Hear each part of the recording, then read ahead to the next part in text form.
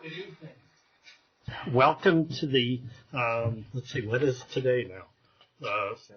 January 17th, 2017 meeting of the Arapahoe County Planning Commission. For the record, all planning commissioners are present, so we have a quorum. Tonight, we have our first meeting that is being live streamed, so anybody who wants in the county can watch. The audio video is being streamed. For this reason, we ask any speaker be recognized by the chair and come to the podium to speak. Don't shout out or anything. We don't do that anytime, but now because it's all being recorded and on video, we do need you to come to the podium to speak. And please do not have conversations on the side that might interrupt the recordings. Tonight we are continuing two cases, L16-002, Prosper Wastewater Treatment Plant Location and Extent, and case ASI-16-001, 1041 permit, Prosper Wastewater Treatment Plant. Mr. Fair for the county. Good evening, Planning Commissioners. My purpose this evening is to provide an introduction and overview of what will take place in the early part of this meeting. The overall purpose of these presentations that will be shown or presented tonight is to respond to issues and questions that were brought up at the last Planning Commission meeting. Following myself, the first speaker will be Warren Brown of Tri-County Health. He will discuss environmental and health issues related to the wastewater treatment plant and wastewater treatment plants in general. Then Chuck Haskins will discuss floodplains and the Prosper Wastewater Treatment Site, followed by Jason Reynolds, who will discuss the planning case processes related to Prosper Wastewater Treatment Plant. And then the applicant and their team will be given an opportunity to add any additional comments. And are there any questions? Okay, with that, I'll introduce Warren Brown of Tri-County Health.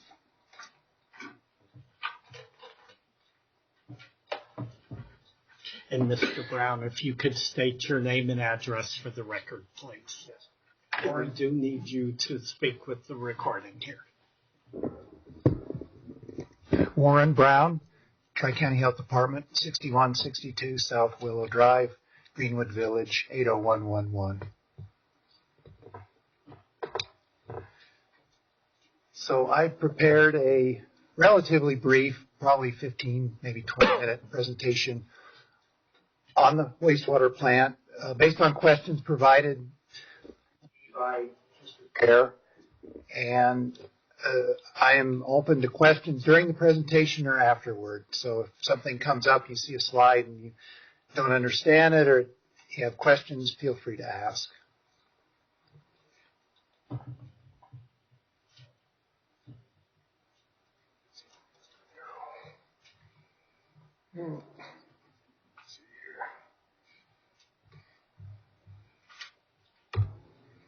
Arrows will work as well.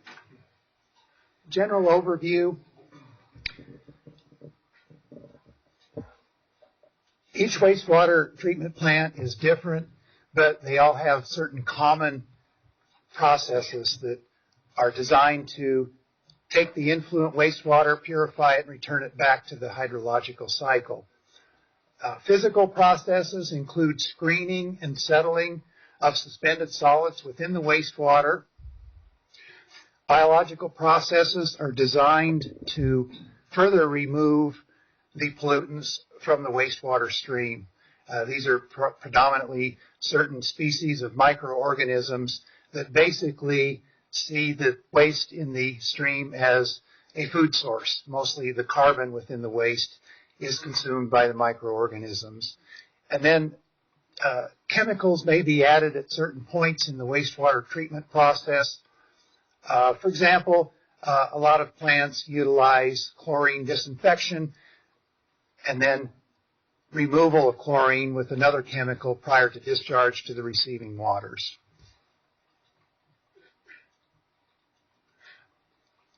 So now I'll speak specifically to the Prosper wastewater treatment plant.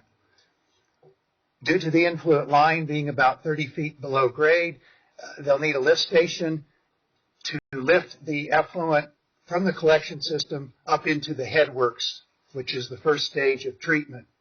At the headworks, screening of larger particles occurs along with grit removal. So these particles are detrimental to the pumps and mechanical components in the system downstream of the headworks. The next stage is a lift station, a second lift station with flow equalization. Particularly early in the operation of the plant, flows will be very cyclical and highly variable. So processes like a steady flow coming in. So this will balance out the peaks and valleys in the wastewater flow coming into the plant. Following that stage are the aeration basins. Basically, these are tanks holding the wastewater. What happens in the tanks is air is introduced. It almost boils up the suspended or mixed liquor components within the waste stream. Within the aeration basins are submerged membranes, which are designed to operate under a slight negative pressure. So they draw the wastewater from the basin through the membrane. The membrane screens out and removes the pollutants within the wastewater. I didn't bring my water up. I grabbed that bottle.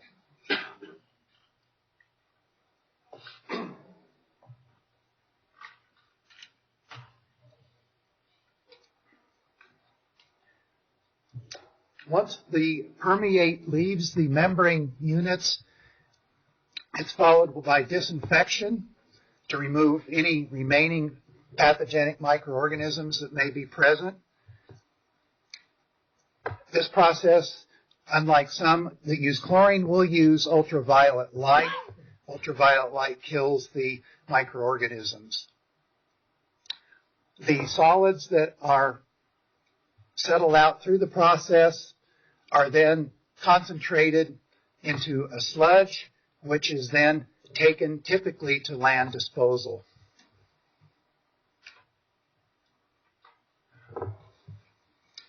Talk for a minute about aerobic versus anaerobic processes. Aerobic means with air. Anaerobic doesn't necessarily mean no air, but very low concentrations of oxygen. Modern plants, a lot of them use both aerobic and anaerobic processes. Examples of aerobic processes include the aeration basins, in where blowing air into the waste, and sludge digestion, which can either be aerobic or anaerobic. Anaerobic processes include denitrification in anaerobic or anoxic tanks, or sludge digestion. So sludge can be digested either aerobically or anaerobically.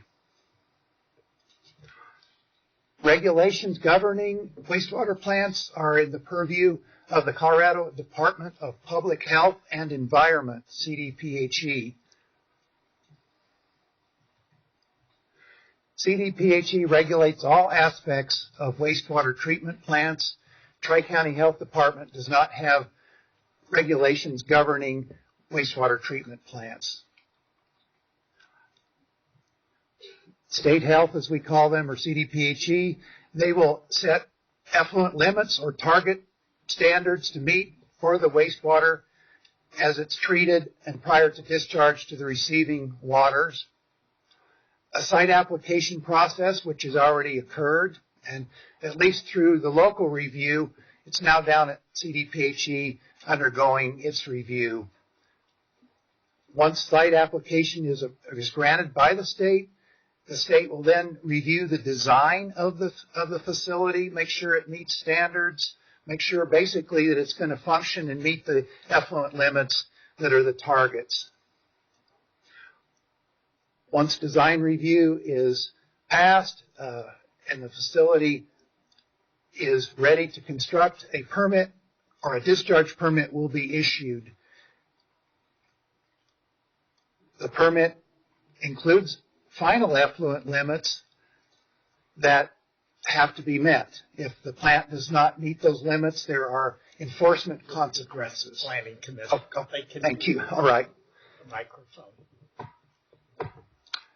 Tri-County Health Department does have one role in the review, and that's at the site application point in the process, which we have already done, and we've signed off as the agency on the site application. So a number of agencies, including Arapahoe County, review the site application before it goes to CDPHE. Questions came up about odors. Again, odors are regulated like the wastewater and the water discharge from the wastewater plant by the Colorado Department of Public Health and Environment. Regulation number 2 governs odor emissions.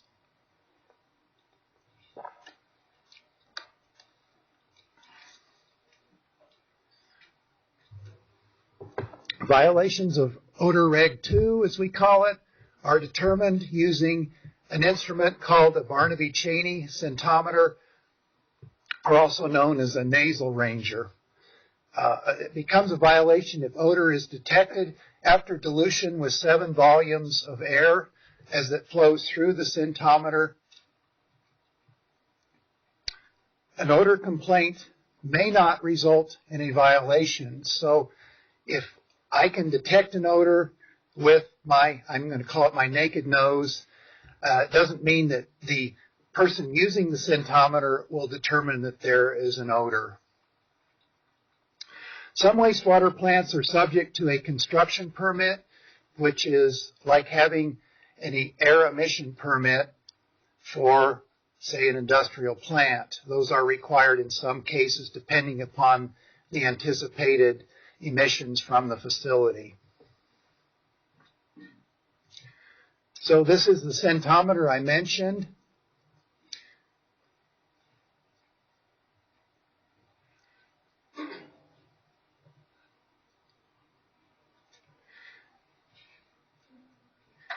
So in order to be certified to use the scintometer, you have to go to what they call odor school, and you have to have your nose certified to be able to use this.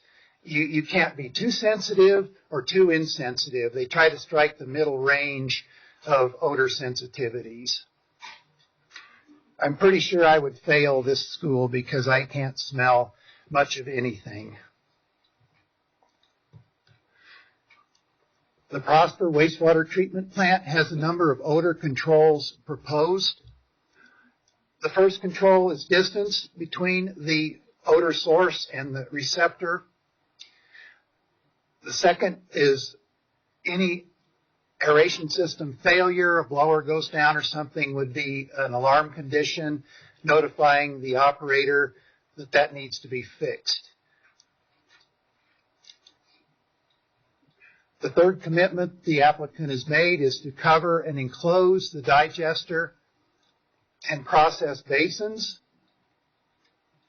and implement odor control systems at the lift station and headworks. That's going to be an activated carbon system that will scrub the odors out of the air.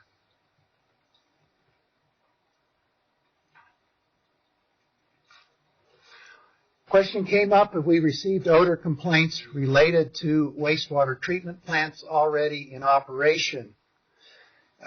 I contacted the CDPHE Air Pollution Control Division Compliance and Enforcement Section. They reported they had received 200 to 300 complaints regarding one specific plant, the North Glen plant, around 2006 and 7. Subsequent to those complaints, North Glen implemented odor controls, which substantially reduced the complaints related to odors. It's noteworthy that most of those complaints from surrounding residents were not determined to be violations. As I mentioned, the centometer dilutes air coming into the receiving person using the centometer. Otherwise, the CDPHE indicated they'd received 3 odor complaints related to other wastewater treatment plants since the year 2000. We checked our database regarding odor complaints. We didn't have any in our database concerning odors associated with wastewater plants.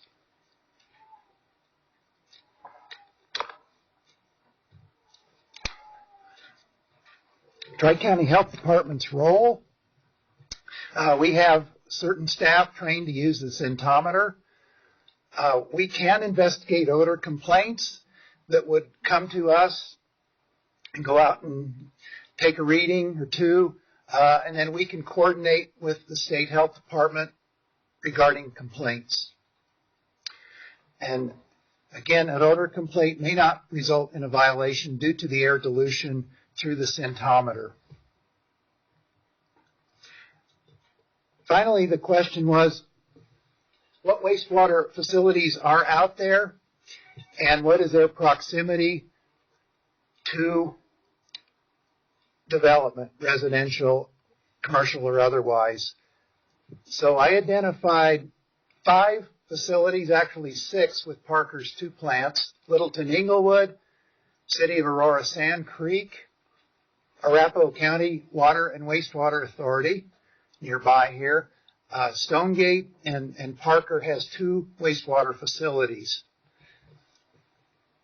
Thanks to Arapahoe County staff, they were able to provide me with some images of those facilities. This is the Littleton Inglewood facility, is by far the largest of the 5 or 6 plants in that list. They treat approximately 40 million gallons of wastewater per day. I don't know when this facility was constructed. I think it's been there at least since the 60s. You can see the circular aeration basins or trickling filters, I think those are. They use different processes than these other facilities. Proximity to nearby residences, they're mostly in an industrial area down on the Platte River. Aurora Sand Creek facility, City of Aurora sends most of their wastewater to the Metro plant, but they divert and treat about 5 million gallons a day at the Sand Creek facility. The facility is somewhat isolated from nearby areas, although you do see some development to the south and to the west. Arapahoe County Water and Wastewater Lone Tree Facility is shown kind of in the central upper right corner of that exhibit. You can see some residential development quite close to the plant on the eastern side. Stonegate's facility is, of the 6 plants, is the closest to residential development. The Parker Woodman Drive facility, shown there in the middle of the image, is directly adjacent to some residential properties to the north. Their other facility, the Plaza Drive facility, as you can see, is also fairly close to development to the west. So that concludes my presentation. If there are any questions, I'd be glad to answer those. Why don't we just start down here and work our way?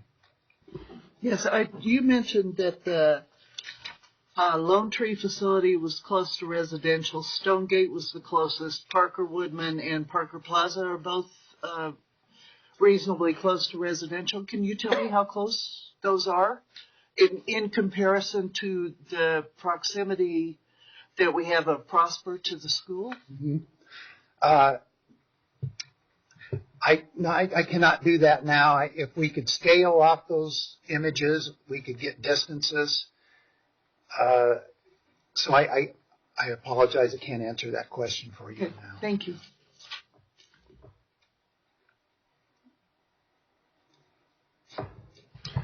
This centometer that you mentioned, where is our readings taken from in comparison to where the plant is? Is it right up the plant? Is it a block away? Is it a half mile away? Could be anywhere. I think it would probably best be taken in the vicinity where the complaint originated from. So there isn't necessarily a compliance distance. I believe state health requires typically looking at 1,000-foot separation between residential and aeration basins, although I believe they may allow a lesser setback if you cover those and provide controls on the odors. So it's flexible about locations taken for centometer sampling. So it's not clear to me if there's any specific directions to the smeller guy where he's going to take the readings. And does he write those readings down? I mean, it's not like 50 feet, 500 feet, 1,000 feet. Mm-hmm. It's not like he just wanders around and sniffs that thing. That could be. I mean, the number of readings, typically, if I'm not an odor or air compliance person, so just very quickly reviewing that odor reg 2, which isn't very lengthy, I believe it said a minimum of 2 sample locations. So the thing about air, and again, I'm not an expert, it's highly dependent upon prevailing wind directions, temperatures, inversion conditions, and, an odor may be a problem at one location one day under a certain set of weather conditions, and then the next day it could shift due to prevailing winds or barometric pressure, temperatures, and things like that. So those are the challenges that are faced with monitoring air, particularly odors. So I guess what you're saying is it's up to the smeller guy if he comes out on an inversion day, or if he just doesn't come out on an inversion day because it would be possibly higher odor than it would be on a normal day when the wind is going west-east. Right. This project. Right. So I think there could be sampling strategies done that would try to get that sampler out under conditions which the complaint originated, similar conditions. If, we obviously can't get out there as quick as the odor complaint arrives at our office, but I think we would make every attempt to replicate the conditions where that complaint was first found. Thank you.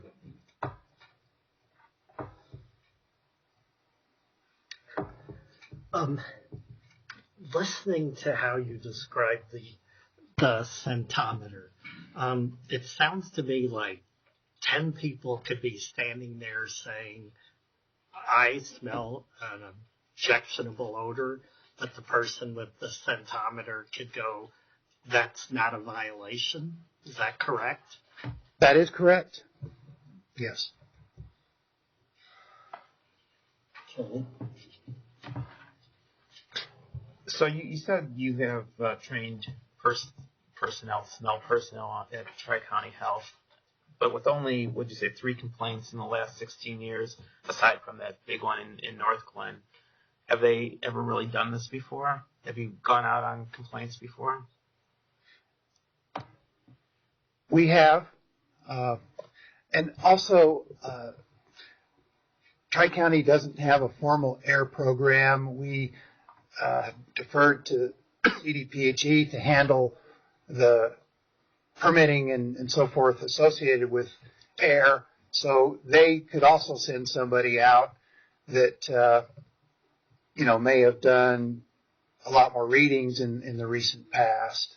But the technology is such that we have to get our folks recertified on a regular basis so that they're up to, the latest techniques and procedures to follow should we go out and do the initial investigation. So we would be able to handle that. Or we would, as I said, maybe do a joint visit with the state. There's a number of ways that could be addressed. But with only 3 complaints in 16 years over 5, 6, 7 plants, It doesn't sound like it's that huge of a problem. Something that you're constantly investigating or even occasionally investigating. Correct. That is correct. It's been an infrequent incident with the state health department, other than the North Glen experience. I talked to Mr. Carr down at State Health, and he said it just hasn't come up very much with them. In the original letter from Tri-County Health, it mentioned that the setback distances had not been met, so they were going to end up covering. How much closer will this treatment facility be to the, and I know that only referred to residential, but how much closer will it be to the school than it might be in with some of the other existing treatment plants? Right. That was basically the other question that I deferred. We could certainly look in and obtain that information. I don't have it available to give to you right now.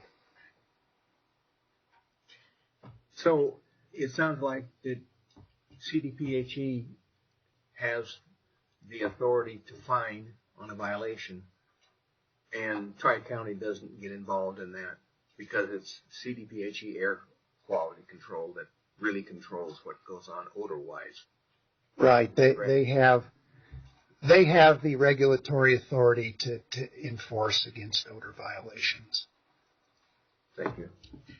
Is the standard different for a school versus residential homes?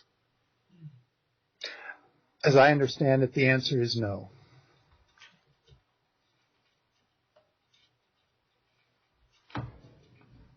Any other questions? Thank you. I understand you're going to stay. Yes, I do have a question. But if the setback limit in this case was not met,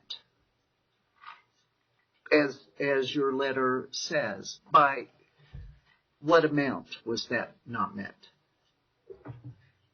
Yeah, I don't know the distance which it encroaches. Given that they're going to take the measures to cover the basins and implement additional controls, that mitigates the lesser setback than the 1,000 feet. Is that a lesser setback than 1,000 feet? So there's no difference, say, if it's 100 feet away or if it's 700 feet away as far as covering, or if it's right next door? As long as you cover it, you're okay? It doesn't matter how far away? If you're covering the source of the odor and then scrubbing that air, I mean, there would be some distance at which I think you would expect the mitigation and the controls to be less effective. So, in my understanding, there couldn't be an exact prescribed distance that would say at or above or increasing beyond a certain distance, you would have absolutely no odor complaints. I can't say that would be the case. Okay, thank you. So we're ready to move on to the next speaker. Thank you. Thank you. Mr. Fair.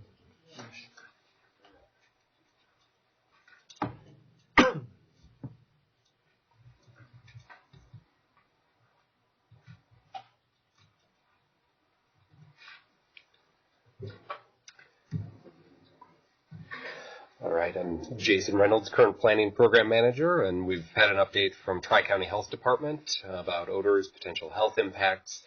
Next few things we'll cover are floodplain questions that were brought up during the last hearing. And That'll be Chuck Haskins with our engineering division who will be handling the floodplain discussion, and then I'll talk a little bit about process and one of the discussion topics that came up, which was alternative locations and zoning.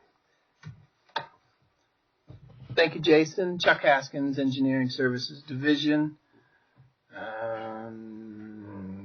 Okay, so your county engineering staff reviews projects for potential flood hazards. We prohibit construction of new structures within the 100-year floodplain. And not only that, those structures have to be elevated a minimum of 2 feet above the 100-year floodplain. Proposed buildings, treatment facilities, and pools on the site have 3 to 4 feet of freeboard, so they're elevated even further than the 2-foot requirement. This is probably not going to be able to see this very clearly, so but let me explain this. This is the site plan showing some of the elevations of the proposed buildings relative to what's called the base flood elevation. The base flood elevation is the elevation at which the 1% or the 100-year storm occurs.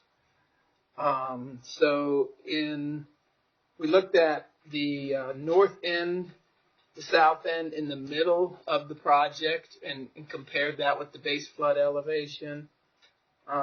For Coyote Run, which is the creek on the east side,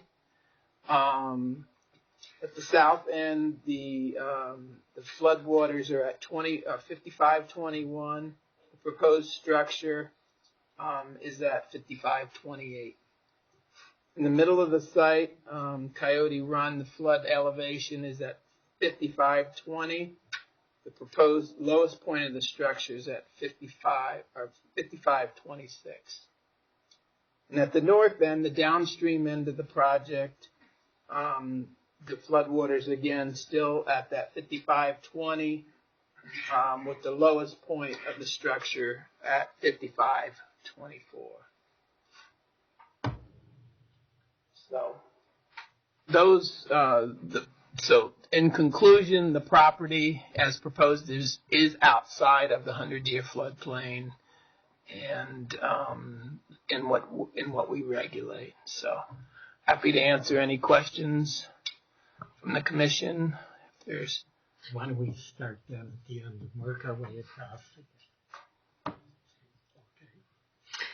Okay. It's above the floodplain, but it's not above 2 feet above the floodplain, or 3 or 4 feet, as you mentioned. It is above the, yes. Yes, because you said the floodplain was at 5521, and the building was at 5528, and then Yes, that's 7 feet. Oh, okay, I got you. Not 55.21, so. No. Gotcha. Okay. Did I see also, when we were talking about for wastewater treatment plants, 3 or 4 feet above the floodplain, did I see on the slide that it's at the 500-year flood instead of the 100-year flood? There's no delineation of the 500-year flood on these particular drainage ways. That's not uncommon because we regulate the 100-year. But I think the applicant has estimated the 500-year flood elevations, and I believe they think that it is above those as well. Is that correct? But you can certainly ask him. It's not our information, but it appears that it would be above a calculated 500-year storm as our elevation as well. More questions? Okay. Okay, thank you. I'd just like to recognize former Commissioner Bachenfeld that's here with us tonight, and thank you for your 12 years of service to Arapahoe County. So, Jason Reynolds again. I'll talk generally about the 1041 permit and the location and extent and what the process is from here and what each of these is sort of looking at. Just a little more information. I was able to look on our GIS and determine distances from the closest visible pool on a couple of the wastewater treatment plant sites. The one that was near 470, near Woodman and Parker Road, is 171 feet to the closest single-family home and 123 feet to the closest townhome. The Arapahoe County Wastewater Authority, located near Cherry Creek State Park, that was about 940 feet from the closest pool to the closest single-family home. Some of the other plants are outside of Arapahoe County, and I don't have GIS information that I can pull on those. So the 1041 permit is something that is authorized under state statute. It allows local governments to administer certain areas that are seen as being a matter of state interest. And one of the things that Arapahoe County considers a key facility is a wastewater facility, which is why we're looking generally at potential environmental and public welfare impacts of the proposed wastewater treatment facility. So think of the 1041 permit as being sort of more of a general look at the proposal, whereas the location and extent is focusing in more detail about the site design. And major facilities of a public utility, like this is, must seek approval from the County Planning Commission. And this particular proposed plant is a facility operated by a metropolitan district. And for those who aren't familiar with what those are, they're quasi-governmental districts. They function effectively like small local governments for a particular purpose that are generally authorized through the local government entity. In this case, it was authorized by the Board of County Commissioners on February 10th, 2015.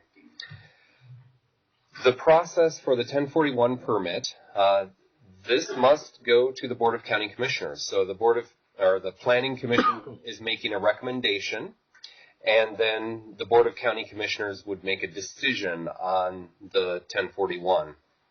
The applicant may appeal a decision to the courts. In the case of a location and extent, the Planning Commission is the body authorized by statute to make that decision.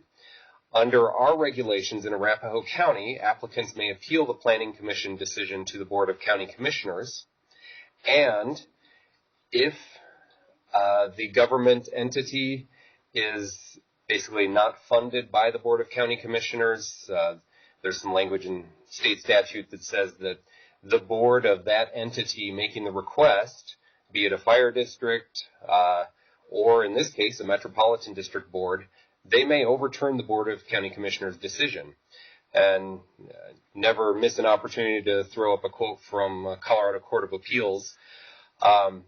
Basically, there was a case in 1973 that sort of articulated the purpose of the location and extent, and it is so that the residents of the county can have an opportunity to present their objections and views and to have these considered as part of the Planning Commission's approval or disapproval, and to require that if construction of this facility is to proceed, that the constructing entity must be determined to do so in the face of the county's objection. So even though the Metropolitan District Board may overturn ultimately a decision on the location and extent, they'd have to do so knowing that the county wasn't supportive. One thing I'd like to talk about is sort of the zoning of the site. One of the questions that came up was, are there any other possible locations for this facility under the Prosper zoning? And one thing I'd like to point out is this unofficial sketch plan that's dated from 2011. I've circled in red, which may be hard for folks in the back to see, the location of the wastewater treatment facility, and also on the approved zoning by the county specified there would be a wastewater treatment facility in the location that's being proposed. The PUD does also allow wastewater plants in other areas of the site, in open space and agricultural areas, but one thing to also point out, with location and extent applications, the zoning does not particularly matter. It could, theoretically be placed wherever, regardless of the PUD zoning, as long as the Metropolitan District was able to technically make it happen and went through a location and extent process. However, all indications are that the applicant has selected this as the preferred site and does not wish to relocate the plant. It may be useful to hear from them on that. But overall, part of the 1041 and the location and extent process is to evaluate potential impacts in a little more detail. There's a reason we have these processes. The PUD zoning doesn't necessarily, establish all of the details within that PUD, which is why we are here tonight. So I'd be happy to answer any questions about the process or the zoning if the Planning Commission has them. So thank you for the distances between the apartments and the houses in the other areas. Exactly, do you know what the number of feet are between this proposed plant in the school? Either Mr. Fair or the applicant would have that information. I'd like to know The that. setbacks were discussed at the last hearing. Thank you. I have a question. So just from a process standpoint, the location and extent, the Metro District can override the county. That is correct. But the 1041 permit, the applicant cannot overturn the county? The applicant could seek relief from the courts should they not agree with the decision of the Board of County Commissioners. Any other questions? Can you go back to the zoning map? Yeah. So you're saying that they can theoretically build in any open space area on this plan? So because location and extents do not necessarily respect county zoning, it is possible that they could place it somewhere else that made technical sense. It could be located west of some of these drainage ways. One of the things they definitely have to avoid are these 100-year floodplains that are shown on the Prosper zoning map. But the short answer of your question is yes. From a zoning standpoint, it does not matter where they place the plant because this is a location and extent. So from a zoning standpoint, I can't see from here, but those yellow areas are neighborhood areas, I would assume? Yes. So these are lower density or medium density residential. These are lower density residential areas. These are more commercial. I believe this is like a light industrial area. So from a zoning standpoint, they can put it smack in the middle of a yellow area if they wanted to. Yes. Now, there's the issue that the applicant talked about, which is the way the site drains, and the natural drainage is to the north. To the north. Okay. And this was a little under 8 1/4 acres, correct? The proposed site. I'd let the applicant answer that, or Mr. Farrer could also provide that number. Okay. But yes, they can put it anywhere on the over 5,000 acres. Yeah, but that's just for purposes of the location and extent. Now the 1041 throws another complication into it, and under the 1041, they have to comply with the county regulations generally. So I mean, they can put it anywhere on the 5,000 acres, but is it prudent to do so? So yeah, I mean, is it? Well, I mean, it could even be the worst case scenario for providers. It could be right next to a housing development or all sorts of things. I'm lost. Who approved the zoning of this? So this planned unit development was approved by the Board of County Commissioners. Thank you.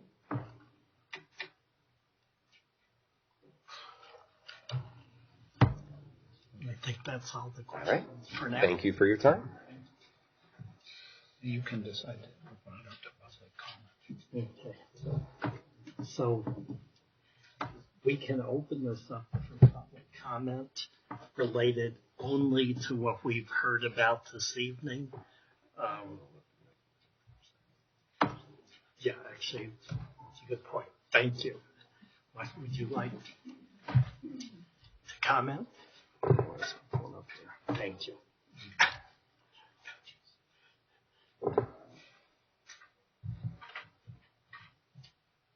Minor technical here.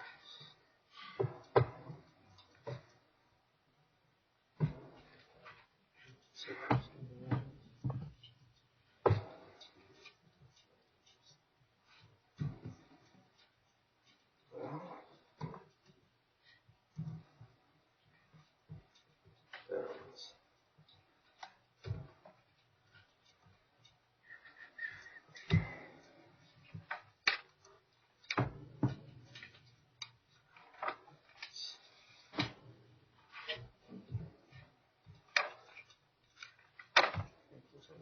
Yep, that's what I'm doing.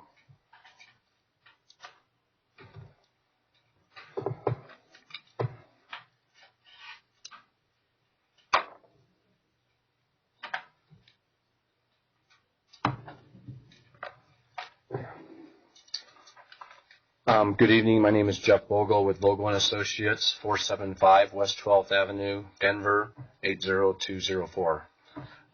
We are the land planners and representative for the Prosper Regional Water and Sanitation Metropolitan District. What I wanted to do this evening, or what we're going to do, is basically address some of the concerns or some of the questions actually that was brought up at the last hearing with regards to the locational criteria and why we selected what we selected. And again, Tri-County covered a lot of these things, so we're not going to try to be redundant tonight necessarily, but there are some considerations to why we located where it was, and then there's also some items related to the setbacks. I think that some of the commissioners had this evening that we'll be able to also speak to and address some of those. So while we're not going to, again, we don't want to be redundant, there are some certain things that I think we just want to go through real quickly.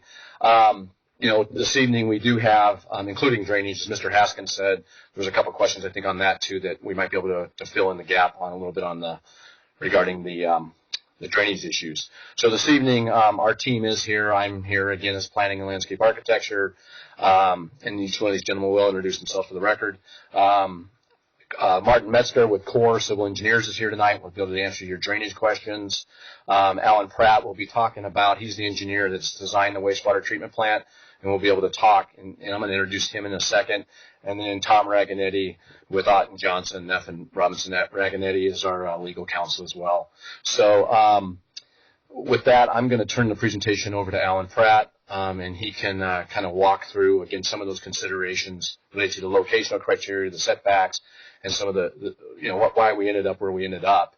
And I also will say before I do that, before we embarked on this, because it has been a very extensive process for us. I mean, it's taken us almost 2 years to go through this process.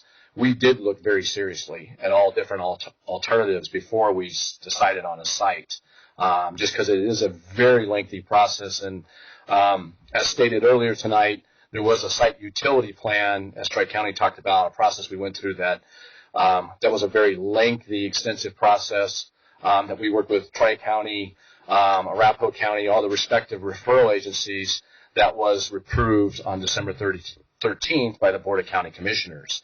That has now been moved towards the state. So, but anyway, I just wanted to let you know that, before we did go on this, we did really take a pretty critical look at the location. And I'll turn this over to Alan. He can talk to you a little bit more about the technical rationale and why we did what we did and how it relates to others' comparisons.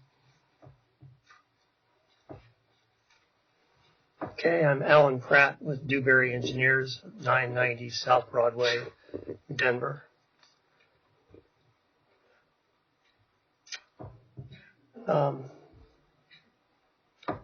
You've seen this one, something similar to this before, but the red highlighted area is the wastewater treatment plant site. And basically the site was selected due to the fact that it's basically the low point on the property, and things will drain there naturally by gravity, and that's an important consideration in wastewater treatment. Although some pumping is always involved, minimizing the amount of pumping is an important aspect of wastewater treatment, particularly minimizing the amount of pumping of raw wastewater, which has a tendency to clog pumps, and pump stations are also odor sources. As one of the reasons treatment plants are odor sources is that they are the point at which the sewer enters into a building or a process area, and pump stations are the same thing. The wastewater is entering into a building or process area, and that's one of the places that odors are released. So if the plant was to be at any other location, there would still have to be a pump station at this low point gravity location. It'd still be a potential odor source. And it increases the mechanical complexity and reduces the reliability and increases the cost of the overall process. And that's not just the cost to the developer, it's the cost to the residents of the area, it's the cost to the businesses. So there's a cost to increasing the amount of pumping that's required. I'm going to skip over a couple things here because, again, we don't want to reiterate or go over things that have already been addressed. This slide is has a lot of words on it because it is a portion of the guidance document that's listed there at the heading, the Colorado Department of Public Health, Colorado Regulation 5, and it's regulation number 22, 5 CCR. And basically this regulation kind of summarizes the state's position on how to address impacts to public health, welfare, and safety, and odor is part of that, and how that's dealt with through the review process that the state has. And the guidance is basically relies on setbacks as the primary and the main method of addressing those concerns. So wastewater treatment plants are required to be separated from other structures, habitable structures, by setbacks. And so anyway, I just want to highlight a couple things here. The first item, the state reviews plans and site applications to address potential concerns of neighboring property owners to propose domestic wastewater treatment facilities. And that's one of the purposes of their review and one of the purposes of the regulations. And one of the responses that we listed here is something that we have done along the way, is to hold an open house on this project on August 5th in the area. Another item in the regulation is to reduce the likelihood of public nuisance complaints. And that's, again, the purpose of the regulation. And to do that, we are proposing that the structures will be enclosed and we will include odor control systems.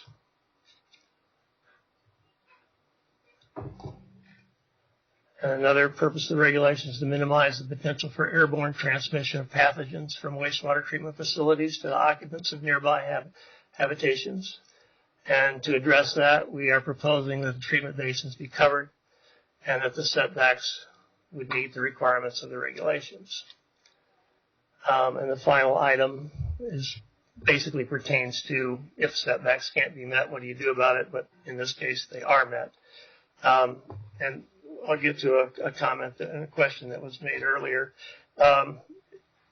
In the review process, Tri-County Health did make the statement that setbacks are not met. And setbacks are variable depending on the circumstances of the treatment plant itself and how it's designed.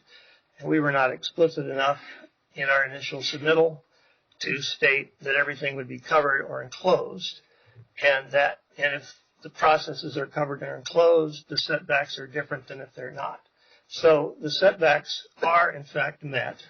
And this next slide shows the various setbacks for various circumstances, and they range anywhere from 100 feet to a quarter of a mile. And the lowest required setback, 100 feet, is the one that applies in our case because the plant is, as stated here, all enclosed mechanical plants and lift stations have a setback requirement of 100 feet. So we are proposing an enclosed and covered mechanical plant. And therefore the setback is 100 feet. And that's what we weren't explicit enough about in our initial submittal, which is what Tri-County Health had commented on, just to clear up that confusion. But the setback that we actually have in this case is shown on this slide, and I'll be darned if I can read that number, but it's 345 feet. Okay, and that's measured to the corner of the school from the nearest proposed structure. The red area outlined is the 100-foot area. The next area that was outlined is a 250-foot area. That's the next category within the setback requirements. It goes from 100 to 250, 500,000, and so forth. So we not only comply with the 100, which is what applies in our case, but we would also comply with the next increment within the regulations, which is 250 feet. It doesn't apply to us because we are fully covered, and the regulations do not require that a plant of this nature provide odor control, active odor control facilities. However, we do propose to install them. So I think that answers a couple of questions that had arisen earlier. And we had also put together some slides similar to some that you've seen before. And I'll just run through a couple of them real quick. And we did this off of Google Maps. So the distance are approximate, but we wanted to show that there are a lot of facilities that are located in urban areas and residential areas and areas where people frequent. And it's just not uncommon that wastewater plants would be located closer than 345 feet to other structures. This is the Parker North wastewater plant, and we measured on Google Maps. It's about 160 foot from the nearest house. I believe someone mentioned earlier that there was even closer to a multifamily unit, and there are some multifamily units there to the right of the one that we dimensioned to. I'm not sure what that dimension is, but again, that's less than half the distance that we're talking about here to a residential area. It's a good sized facility in Parker. This is one up in Broomfield. It's a similar dimension to what we have. This one measured out about 350 feet to a large residential area. Very nice homes up in Broomfield. This is a little bit different circumstance, one that we are currently working on in Durango. And there aren't any homes immediately adjacent to this plant, but there's a basketball court, a public park, a public kayaking course with the actual, I don't really know what they call them, but actual little traps and things that they kayak through on the Animas River there, public bike path. And they're all just, I mean, basically there's virtually no setback to some of these facilities. They're right within the treatment plant almost, and right next to some of the treatment basins, and you know, people can bicycle or walk or whatnot through there. It's not a health hazard or a particular problem of any kind. And we just had a couple more. This one was Fox Ridge, and looked to us like it was only about 80 feet from the nearest home, as far as we could tell, which doesn't seem to comply, but possibly a grandfathered situation, or I'm not sure what in that case. And I believe that this was Littleton Inglewood. We came up with something a little closer than what I'd heard, but again, it's in the 300-foot range to some residential area in Littleton Inglewood plant. And Lone Tree, again, there was an office building in that same type of range right next to that plant. So again, it's very common that these types of facilities are located within or closer than the facility that we have proposed here. So it's not unusual. It complies with all the regulations. It's basically what I have to say. Are there any questions? Let's start at this one. Okay.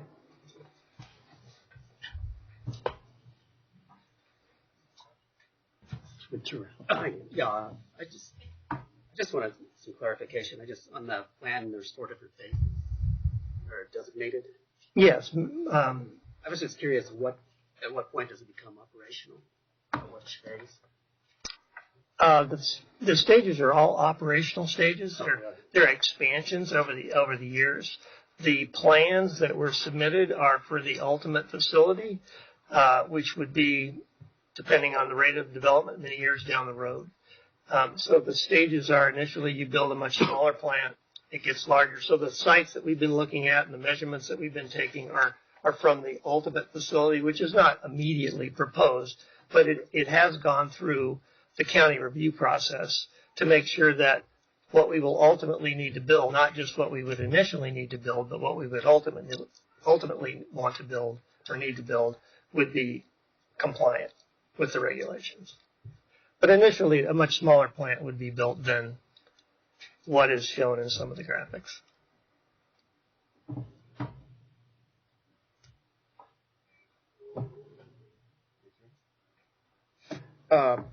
Yes, could you clarify the number 1 lift and the number 2 lift? Where's that located? I was a little lost. This is going back to Mr. Brown's presentation, the lift station. Yeah, there's 2 lift stations. One. Yes, within the treatment process, there are 2 pump stations. Neither one of them, well, the first one would not necessarily pump very much flow. It would only pump flow from a relatively small area that would not be able to flow fully by gravity to the plant. The other one is internal to the plant, within the plant. So if I understand you, one of the lift stations is outside the plant, and it lifts treatment material from lower. The first lift station would lift some sewage into the plant headworks facility, but most of it would be able to flow by gravity. Yeah, I'm just trying to understand the flow. It's my understanding that the treatment plant is placed there because that's the lowest place on the 5,100 acres. Yeah, most of it. And so now I think you're saying that even though it's the lowest, you still need an initial lift station outside the plant to get some material there. Yes, some material, but not all. There are properties that are nearly as low as this site, other parts of the development, and sewers have to be down in the ground. They have to be below basement level. So let's just say they're down 12 or 15 feet below the basement of a building that's some distance away from the plant. That sewer has to get deeper as it goes toward the plant. And these facilities are portions of the development that wouldn't be high enough to flow to that site by gravity. But the vast majority of the site to the south is all higher and can flow to the site by gravity. So if I heard it right, one of the situations with moving the plant is that I think I heard someone say that there's a question of reliability of lift stations. Well, there's a question of reliability of any mechanical system, that's all. So there are lift stations, there's pumping within the plant, and no matter what you do with the plant, there's some pumping associated with a treatment plant.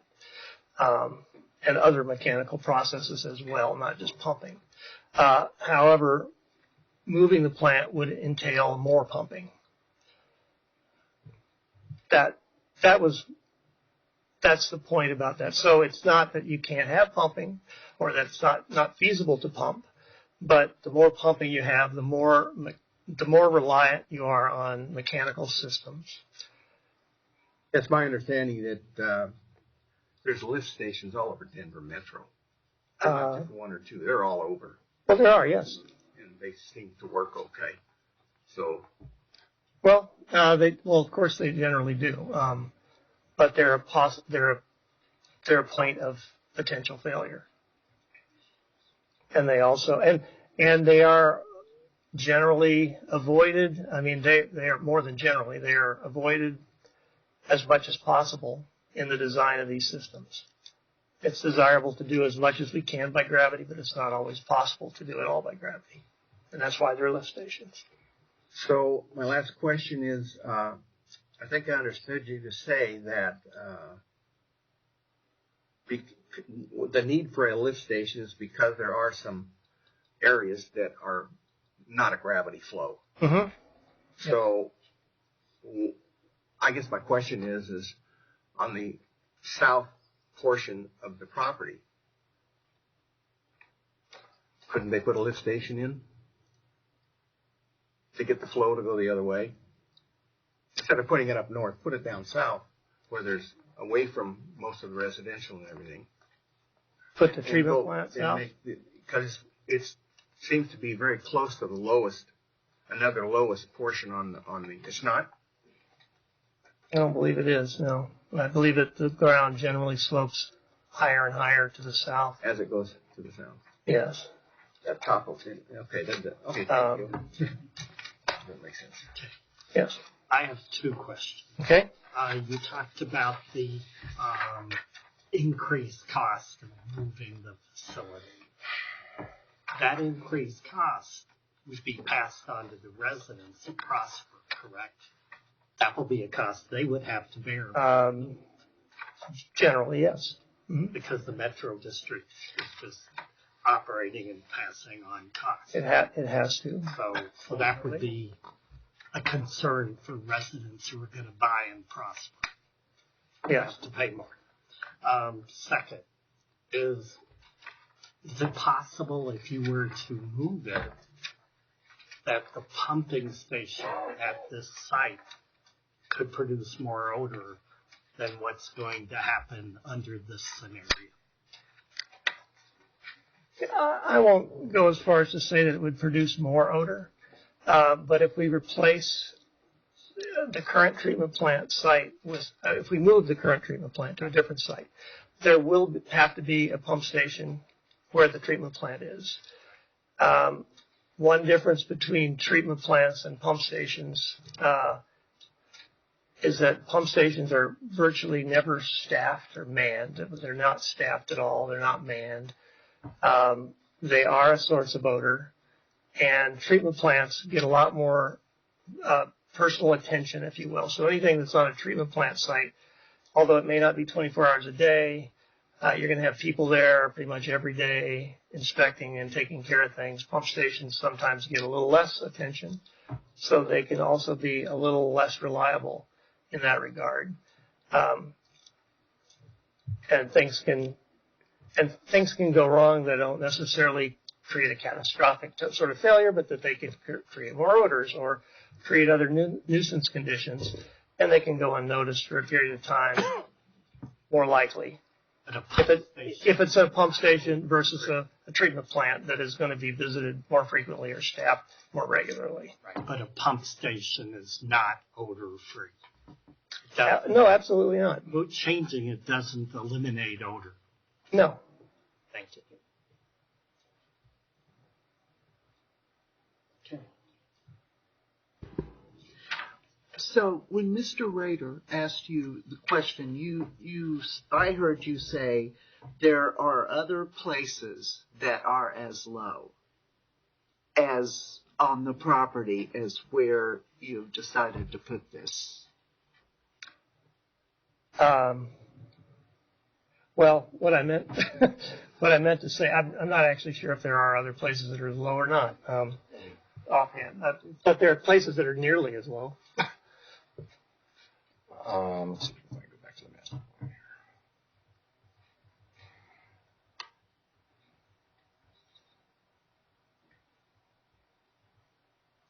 Okay. Jeff Vogel. Yeah, this is the lowest point where we have the wastewater treatment plant. Over to the, obviously, to the floodplain that's located to the west. The church property is located to the east, which is also lower. But this raises back up probably 10, 20 feet over to here. And then to Mr. Rader's point, The highest point of Prosper is to the south. So what's going on here is, and the drainage kind of tells a story because envision, if you will, this is like an amphitheater right here, and it's kind of hard to see the contours. But the contours, the whole thing works as a bowl, if you will, or an amphitheater, at which this is the lowest point. And as you can see with the drainages, they're all flowing to this point, all the tributaries down to here. So that is the lowest point of the project. And it is kind of unusual for 5,000 acres actually to flow to one point. It's usually not the case. So Prosper is kind of unique in that way. Okay. And then just real quick, and over here is another low point, but that's in the floodplain as well. Okay. You had mentioned it was 354 feet. 345 feet 45 from school to the wastewater treatment plant. Okay, and is the schoolyard between the school and the treatment plant? The schoolyard, the play field is here to the north.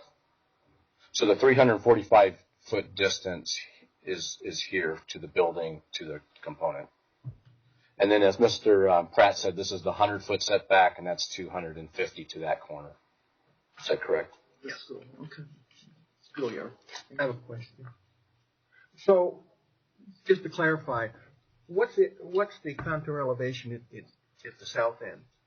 The lowest, because I can't read any of that, so you can't. You want to answer that?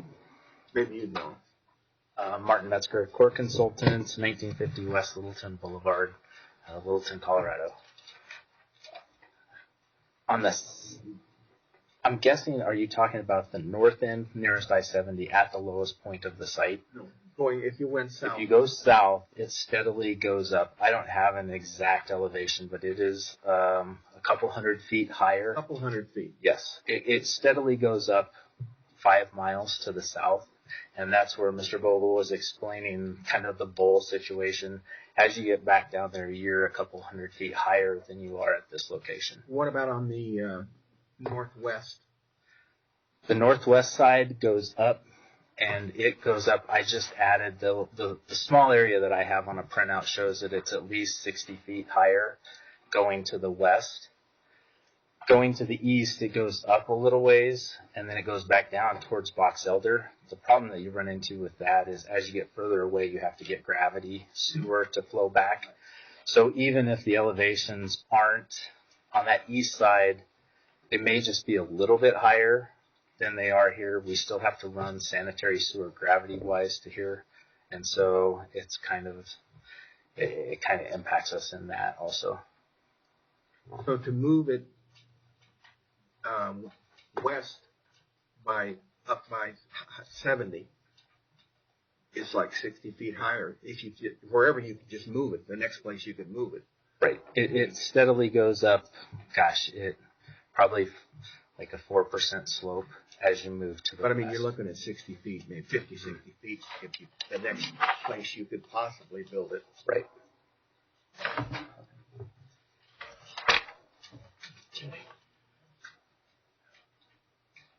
I'm sorry, anything else? Yes, okay. Could you indicate on that drawing, this is just for I want to remind myself where the temporary access road is in relation to the school and the playground? Okay, is there better?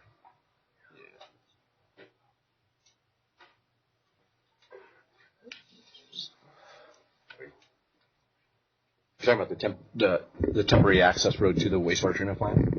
Right, that goes across Rat Run. Yeah, it's over. It's actually, there's an underpass right here, so this black line is. So there's an existing underpass, so it'll come underneath there, and then it'll parallel I-70, basically, and then connects to the wastewater treatment plant. So about how long will that road be? Martin Metzger of Core Consultants. It's roughly 3/4 of a mile long. Thank you.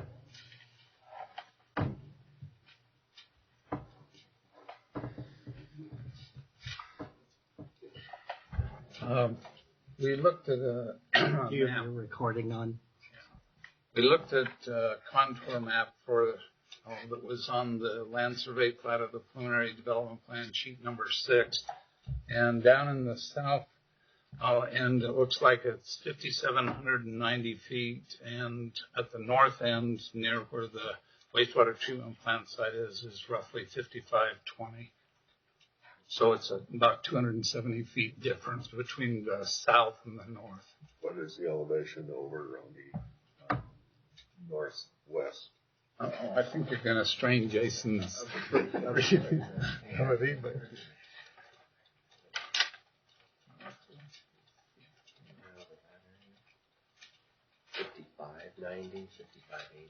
5590, 5580. Okay. 70. So about 70, yeah, 60 or so. Okay. Thank you.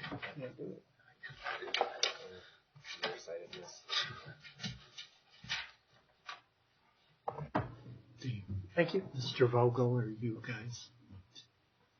Any other questions? Okay. Well, we'll be available, obviously, our team to respond to any other comments. We'd like to have the ability to respond, should there be any. Okay. Okay. I do have a question. The last one. So, I guess what's being said is that it's very difficult or can't be done on a lift station to raise the sewage 60 feet.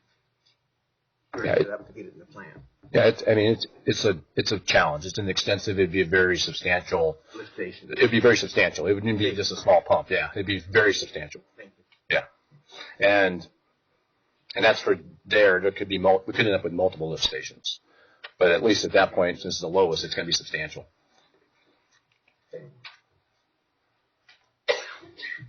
Okay. So as I started to explain before I was corrected, thank you, Mr. Bremmel. Now we will go to a public hearing. You can only talk about issues that were raised this evening because we did have a public hearing before and everybody that was here did have an opportunity to speak at that time. We have enough people signed up, just so you know, that if everybody spoke for 3 minutes, we'd be here for several hours. So I don't know if that's what you want to happen or not. There's no need to repeat. You know, if you hear somebody say what you feel, just come up and state your name and address for the record and let us know I agree with what John said. But we're taking into account now information that we did not have last time we met. There were a lot of questions last time. A lot of people in the public had questions. A lot of us had questions. I hope a lot of those have maybe been answered. So if you signed up and you don't want to speak, and you've changed your mind, just wave your hand and go, no. So we're going to start with, and there's a timer here. This is for 3 minutes. When the yellow light goes on, you've got 30 seconds to go. Last time I allowed a little more leeway. We're not going to do that tonight. When you see the red light go on, please stop. Just finish the sentence you're saying and stop. I don't want to have to hit the gavel and go, hey, stop. So we're going to start with Father McDonald. He is the first person who was signed up. And when you come forward, please state your name and address for the record. Father Dennis McDonald, pastor and principal, 277 South Watkins Road, Watkins, Colorado, 80137. So obviously after having the presentation and everything, we're certainly not against any development, but I guess I don't think there's really been kind of an answer in terms of how much of a smell, how much an effect that it will have. I mean, I think the difficulty is, obviously for them even to be able to determine how much of an effect it will have. Obviously they're taking the necessary precautions. They're trying to, but I guess for us, for the children's sake, that to be taken into consideration. There's bound to be some smell at some time.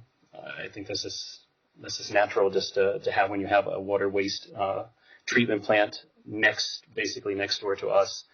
And so I guess that's just the thing. I mean, obviously the alternative locations, it sounds like there's not much they feel they can do, but I guess that's for the children's sake, since they're out there 5 days a week, 9 months out of the year.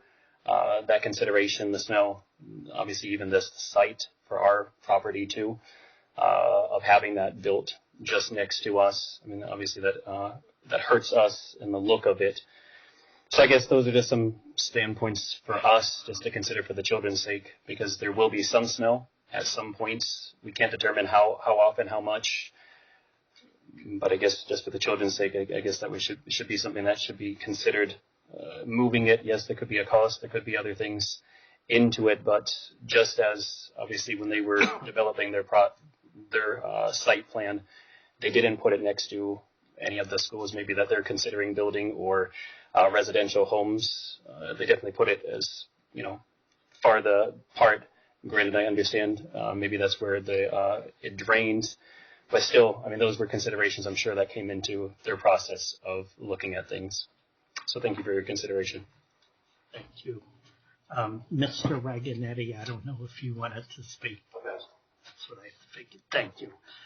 We have a lot of people who've signed up and do not want to address the Planning Commission. I'm not going to name all your names. The record will reflect that, so that will be submitted for the record. Let's see, Steve Gilmer. I just have a couple things. Okay. Steve Gilmore, 2801 Exmoor Road, Byers, Colorado. Just a couple things. A couple things that they had mentioned were the pictures of the water treatment plants in the residential areas. I would just like to point out the fact that typically, like this one, those are built before or at the same time as the residential areas. So people, when they buy those houses, they know what they're getting into. The home values are decreased, and that's really why they're in those houses. Maybe they can't afford to be a half mile away. So being here for 15 years, it's a big difference. Decreasing property values, issues with the kids and stuff like that. The centometer also, measuring the dangerous levels or whatever, is still going to stink continuously, is what I got out of that. Is just not in violation. Between the chemical smells and the smells of the wastewater, it is going to. That's all I'm going to talk about. Thank you. It's not working. That's not working. Okay. David Eddy.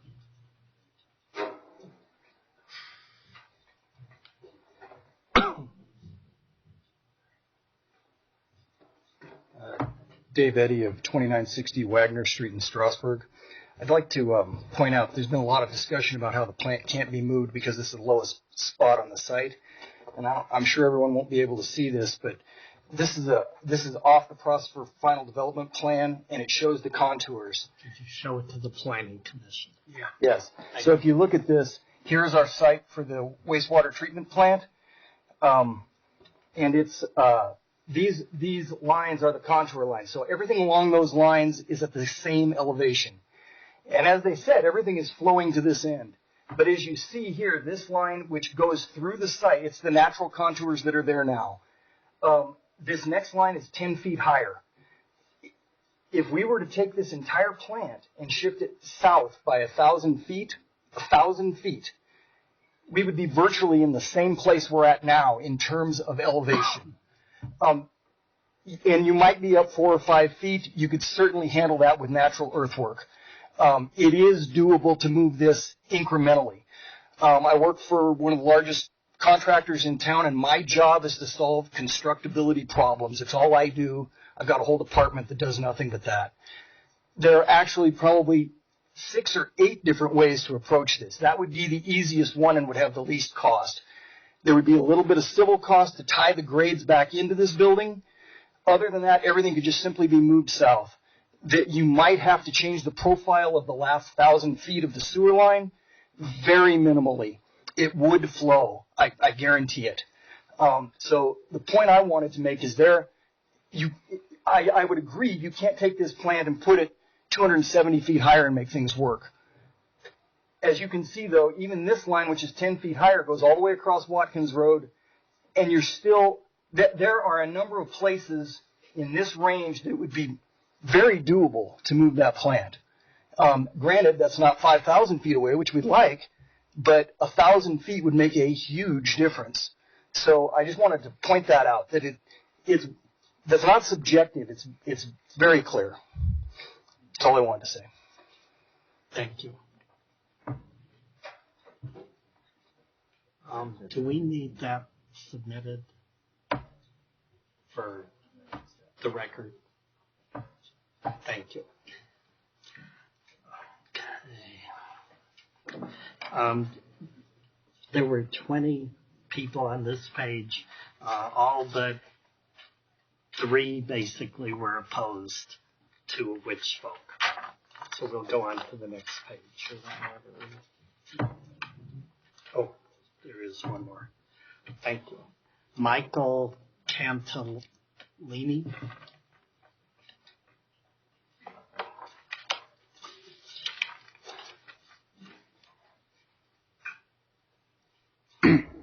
My name is Michael Cantillini. I live at 910 Sunset Court, Castle Rock. My zip code is 80104. And I'd like to take as little time as I can for you. I'd like to speak as a student, parishioner, and a member of the Scouts of Christ the King who camp out right behind the cemetery, that pointing out all the dangers that all these other men have spoken of, that could have some effects that do affect the students and the parish. I would also like to ask if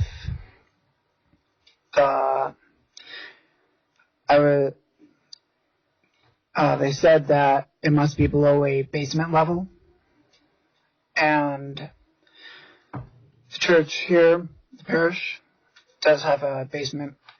I was wondering if that level would be lower than that of the plant. That is all. Thank you. Thank you. Julia Eddie.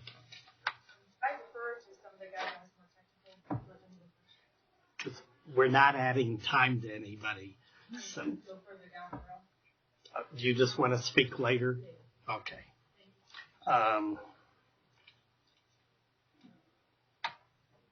Grider Lee.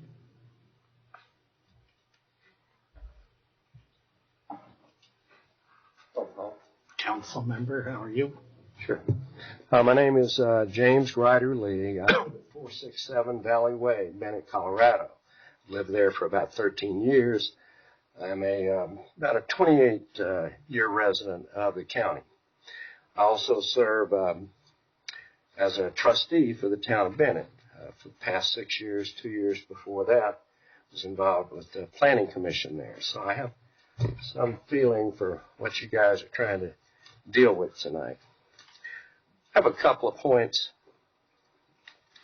I understand that this plant was approved preliminarily by the Board of County Commissioners. That's a pretty big hill. But doggone it, the developers forgot to mention there was a school right next door. Dog it. And last week, when confronted with this, said, yep, that's right. It's 386 feet, according to the local newspaper today. 345. So they knew all along the school was there, possible problems, but they just forgot to bring it up. I wonder what else in their issues they've forgotten to bring up. Now, I can just briefly mention that the town of Bennett residents are under tremendous pressure by the EPA to upgrade an old sewer plant. And the cost of that has gone from about $3.5 million until almost $7 million. We just had to vote 2 weeks ago to raise the sewer rates $20, and we're not done. Probably looking at another 10 or 15 before it's over. So the current rates are 37, could go to 45 or 50. Now, I'm just an individual trustee. I'm not speaking for the town. I'm not speaking for our board. But one of the reasons the cost to the citizens is so much is there's so few people paying for it. We would love to have you entertain the idea of, instead of building this plant, just put in a little pipeline and send it over to us. This would tremendously reduce the cost to our citizens, would simplify the dealing of what do you do with all the liquid and other residue that come from such a plant. So that's an alternative idea. It's a big idea. It's a common sense idea, although we always know that in government, common sense sometimes doesn't work. I would like you to consider it. Thank you very much.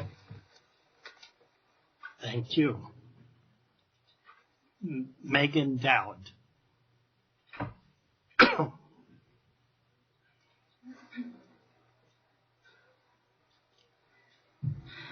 Hello, Megan Dowd, 1686 Genoa Street. Good evening. Thank you. I would just like to very quickly say thank you for the comments that came after the public comment time last time. I don't have time to address all of them, but a lot of you had some really good insights into what was happening. My main concern is that in all of the planning documents that were presented to the commission, the 473-page packet, as well as in the minutes for the January and February meetings for the commissioners, where they had their 1041 approved and the preliminary development plan was investigated. There's not mention one of the school. Not mention one. Not one word. And I have to say that this seems to me to be a glaring oversight, and I would like to know why that is. It's my understanding that the developers were aware of the presence of our school for a number of years. It was never mentioned, not once, to the commissioners. This is relevant because one of the things that Prosper has to overcome to get their final approval for the PDP, or to get their development plan's final approval, is a study for the burrowing owls. In fact, the burrowing owls had 3 whole pages dedicated to their habitat and the correct time of year to take the survey for them. I have to think that if the commissioners, I'd like to think that if the commissioners were aware this entire time of the presence of a school immediately over the ditch from this proposed site, adjacent to, in close proximity, that they would have required some kind of survey for the water and air quality safety of our children.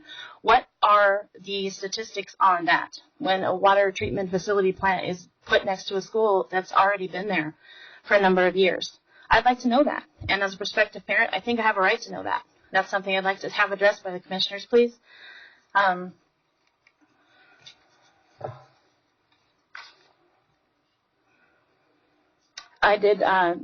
have to wonder also if they'd been aware of the school, if there would have been, in addition to the possibility of a survey maybe being asked for, maybe the common sense question of, can you put this somewhere else rather than across the ditch from a bunch of kids who are there 6 and sometimes 7 days a week? Not unheard of. We have a scout troop. There are several different clubs the kids are involved in that meet there. And I have to think that Prosper must have been aware of the common sense nature of that question, because all of their schools are placed far from this proposed site. Because probably it makes sense that they wouldn't want to have to sell that to parents, that their school was directly next to a water treatment plant. It's bad planning.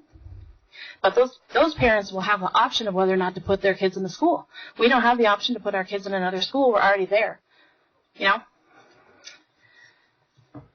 And I believe that we are entitled to that same consideration that those parents would be entitled to ask those questions for their children. I think that our kids are entitled to that. I think that it was a glaring oversight, and I would like to know why the developer did not mention it. And just to say in final, please keep in mind that commissioners were not given the full information about the site, the obvious glaring oversight of the school. They weren't given that information. So while we should have been allowed to address this at the county level, no mention was made. No questions were asked. It's not mentioned one time. And just in closing, you may not have the final say in this matter, but your decision tonight does carry weight. And it's something we can take forward with us when we have to go back to the commissioners and explain our situation to them. And it's something that we ask you to please bear in mind, because it's hard for us to imagine a worst-case scenario.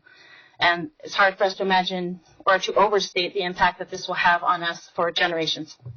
Thank you very much for your consideration. Thank you. Anthony May.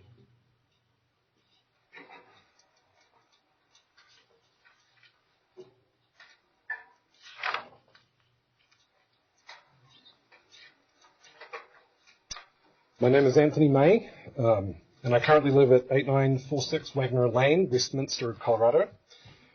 However, my wife and I are currently building a house in Arapahoe County, about 10 minutes away from the school. Now, I'll try and not repeat anything anyone said, but what I wanted to do was emphasize that my family have shifted our entire life to be close to this school. We've heard from people who, the last meeting and probably tonight, who go to extraordinary lengths to go to the school. It's a very extraordinary place. We looked all across the region to find a similar school to this, and we couldn't. So that's why we chose the location to move our lives, to spend the largest amount we may ever do in our entire life. Certainly have ever before. So this is not, we have nowhere else to go. This is not just a matter of preference. Now, one of the things that I looked into regarding this issue was whether other schools are located this close to a wastewater treatment plant. Not just residents, not parks and other relatively less concentrated areas of children, but schools. And what I found is that the closest any school I could find in the entire state, I looked at the official map of wastewater treatment plants versus school locations, and I found the closest was 800 feet, and that was in La Junta, Colorado, way down south. However, the school was built after the plant. The average distance between a wastewater treatment plant and a school is far greater than that. But then I was thinking, even if I found examples of wastewater treatment plants that close, that would only represent the failure of planning. Because what is the purpose of planning? What is the argument you would give for the purpose of planning other than to stop wastewater treatment plants being put right beside a school? So essentially what I'm asking of the panel is to reject this location.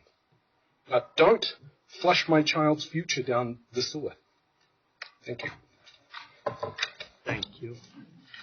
There were 20 people on this page signed up, all are opposed, and we've had the people speak who wanted to. And I just want to remind you, we're not here to debate the school tonight.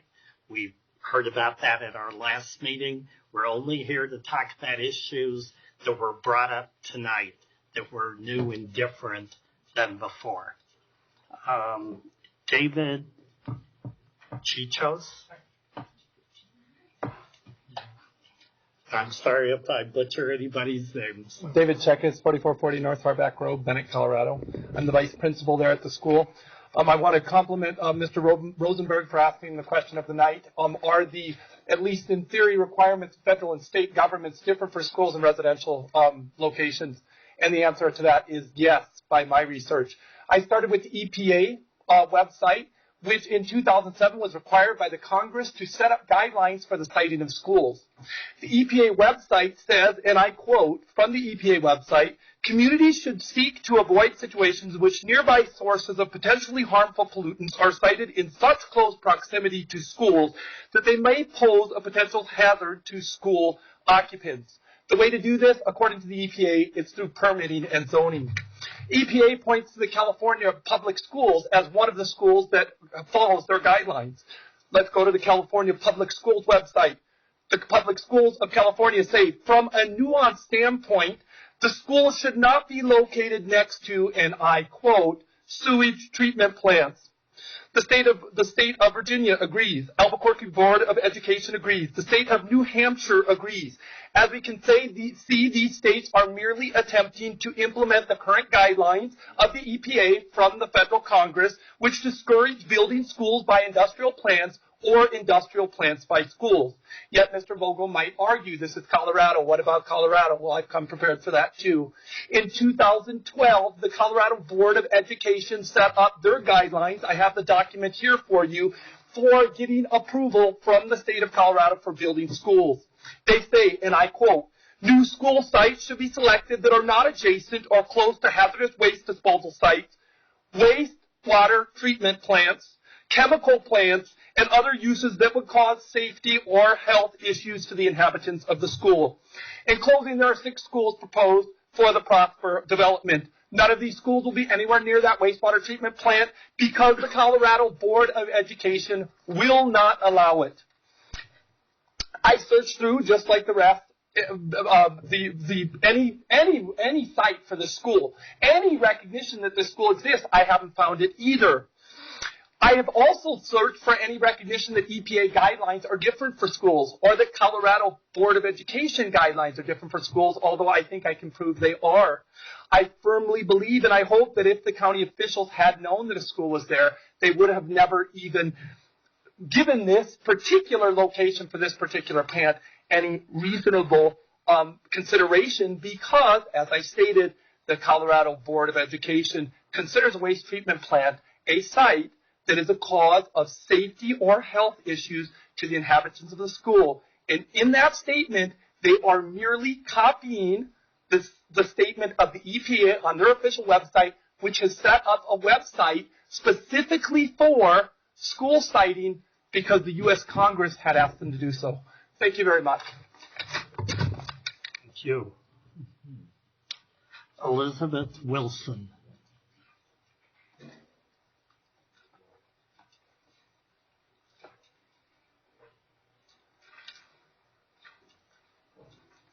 Hi, good evening. My name is Elizabeth Wilson.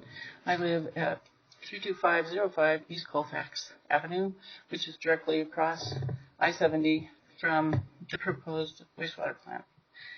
And I have several concerns. One of them, somebody did mention that this could be impacted by air inversion, which it definitely would be because it already is at the truck stop on a day when we have inversion. It's seriously stronger odors and for a longer period of time, and I don't doubt that the wastewater plant would also have that same issue, but I didn't hear any direct studies quoted having been done for that. I have concerns for the church as far as the decreased property value for the church, the school, the cemetery, for the financial impact it would have on people wanting to put their kids in the school or bury their loved ones in the cemetery. If the treatment plant is located where it's proposed. I have a question. If there's floodplain on the property in other areas, wouldn't that be lower than something that wasn't in the floodplain? And wouldn't it be possible to move this over to, in the picture that they have, if I could point that out, what about putting it someplace over here?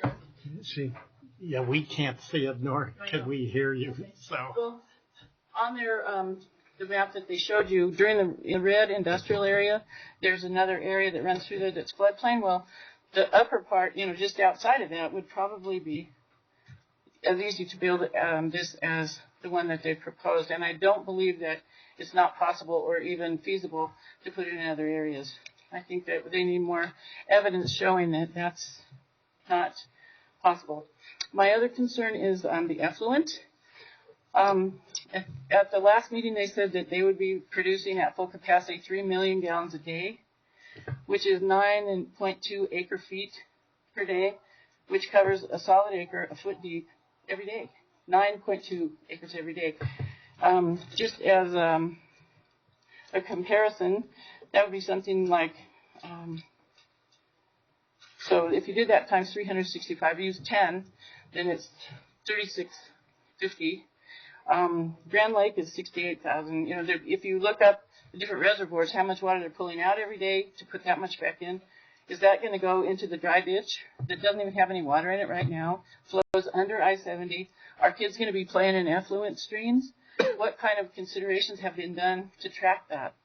The other thing is that if they decide that they're going to treat it and put it back in the aquifer, that's our drinking water, and we say no thank you. I'm right across the street, so I hope that you'll take those things into consideration. Thank you all for all the time you're putting into this. Thank you. Joe Arda zoning. My name is Joe Artizone. I live at 32511 East Colfax in Watkins. Most everything's been covered. I have a couple other points, though. We don't have a drainage study. We don't have a study of upstream or downstream that I know of, or an environmental impact study. So those are things I think we should be concerned about, and that's it. Thank you. Joseph Gilmore.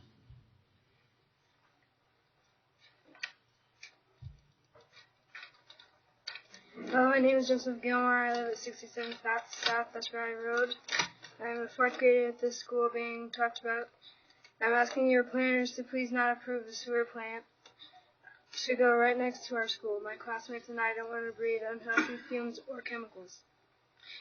They have said that it can go in a different location. Please put it there. Thank you for your time. Thank you, Joseph. Zachary Wilson.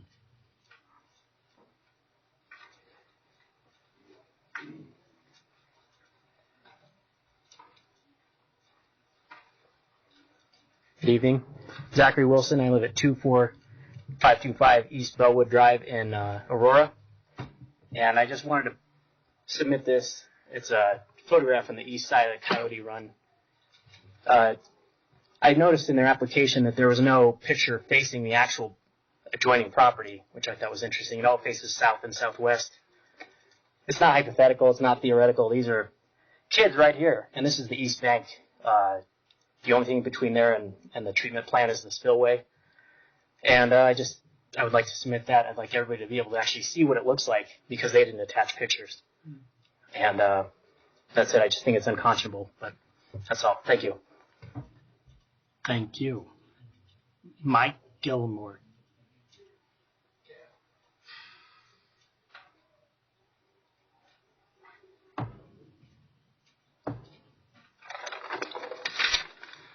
Mike Gilmore of 67 South Dutch Valley Road, Bennett, 80102. Like Mr. May, my family searched far and wide before we decided to move to Arapahoe County. We were looking for Idaho, Kansas, and we finally found the school that we wanted to move to.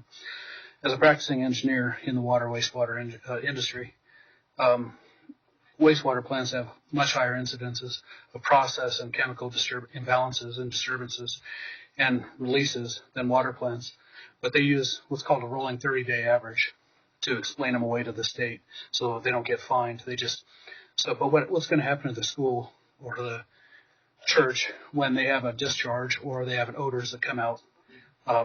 It's the school that has to live with it, and the wastewater facility is just going to explain it away. Well, it hasn't been brought up, but future subdivisions want to build into this plant since it exists and is permitted.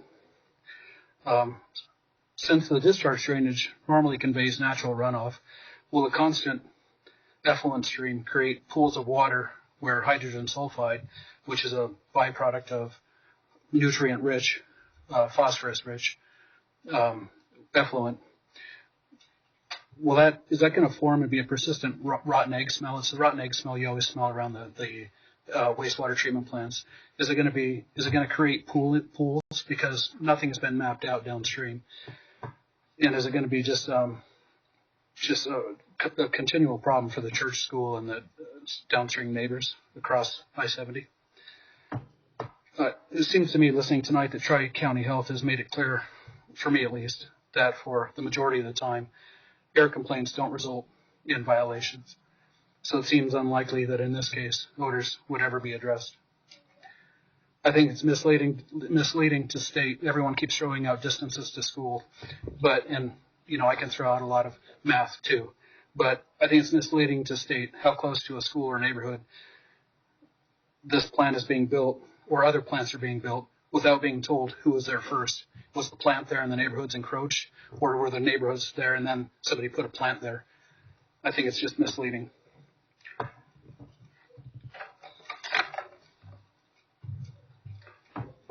I think the applicant states and has stated several times that this plant is a safe operation.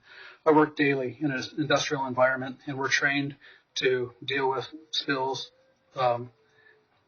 and releases. Who's going to train the neighbors? Who's going to train the students to release or to evacuate if there's a chlorine discharge?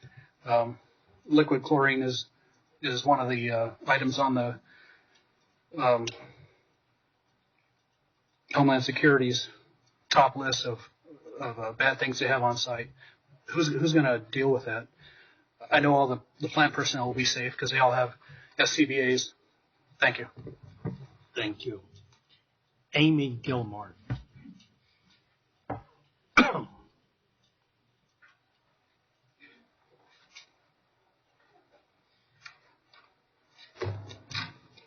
Good evening. My name is Amy Gilmore. I live at 67 South Dutch Valley Road in Bennett, and we attend Mass as soon as indoors, and our kids go to the school, and I volunteer there sometimes.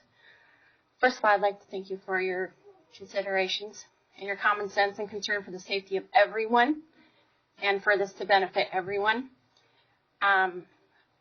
Most things have been said, so I apologize if I repeat. I think that it comes down to realizing that this whole project, it's been established that it's risky. It's been established that there are going to be unknown factors that are going to be involved. And we're asking that they move the plant back into their property instead of right up against us. It couldn't be any possibly closer. And the whole thing seems like it's been poorly planned and deceptively presented.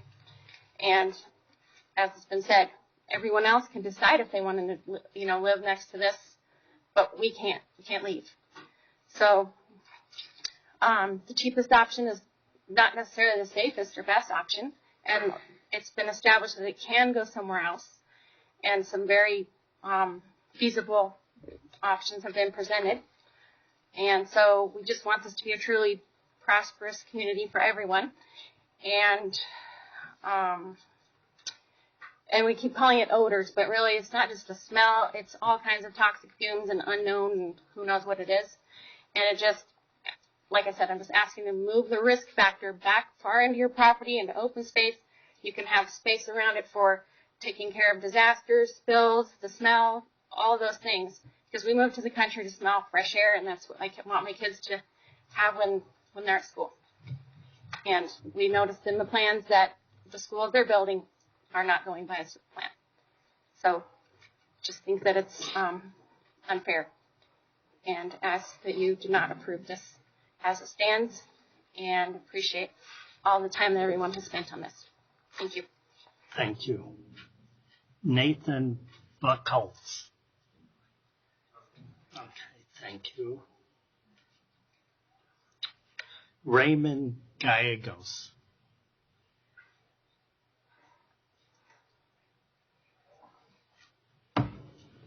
Good evening. My name is Raymond Gallegos.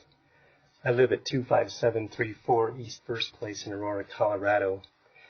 I am a member of the Adonia Metropolitan District board member of the Adonia Metropolitan District, as well as I was a board member of the Todd Creek Metropolitan Water District, and up in Todd Creek, we developed 7,000 acres north of Denver, and we were buying the water. We did all the water filtration and everything of that nature. So I'm quite experienced in these matters based on my experience, and I'm a certified public accountant. I was the chief financial officer for a land developer and a home builder. We did both of those activities. Anyway, tonight I believe your decision is very simple. The profits and greed of a developer versus the health and welfare of our children. You heard that the facility can be moved anywhere, but that would include additional costs, i.e. would drive profits down. As a metropolitan district and a better board member, we have costs and we distribute those costs and they're done evenly. And, they're manageable. Certainly over 5,000 acres and the number of homes that are going in this facility, the cost I would suspect is going to be negligible. A pump station at this location is far less risky and I believe would project a far less odor than the entire facility being at that location. But this is not only just about odor, but also the risk of increased traffic as they're rerouting Watkins Road to go by the plant. So all the trucks and everything that are going in and out. The risk related to accidents at the plant. The risk of the 500-year flood occurring, commingling with the 3 million gallons of effluent coming out of this, which is a real risk, as we all know. Look at what happened in Boulder in 2013. An incredible disaster. This being at the lowest point. Think of all the water coming down from that at going the lowest point in that facility. Just think of all the water that can accumulate in the tributaries and indeed the groundwater issues that can be very associated with this. And the church has a very large well that goes down into the well that serves the water for the school and the church. The risk of drowning with all the wastewater and the water going in there for our children being so close. The risk of hazardous chemicals, not just smell, but the hazardous chemicals that are all around there. Thus, it is my hope that the Commission will make the right and proper decision to decline the current location and have the developer move such a facility to a reasonable location in a vast 5,000-acre development. However, and I'm hoping that the Commission does decide that. I believe this is an incredibly significant public issue, public health issue, and a public policy issue. It needs to be addressed and scrutinized thoroughly. And that through would be John Hickenlooper, Ken Buck, Rhonda Fields, Phil Corvievis, Jeff Baker, Channel 9, Wants to Know, Channel 7, Channel 4 Investigates, Fox 31 Problem Solvers, EPA, and Legal Counsel. So thank you so much. I appreciate your help. Conrad, and I should know how to do the last name here because I already heard it, so I'm just going to go Conrad.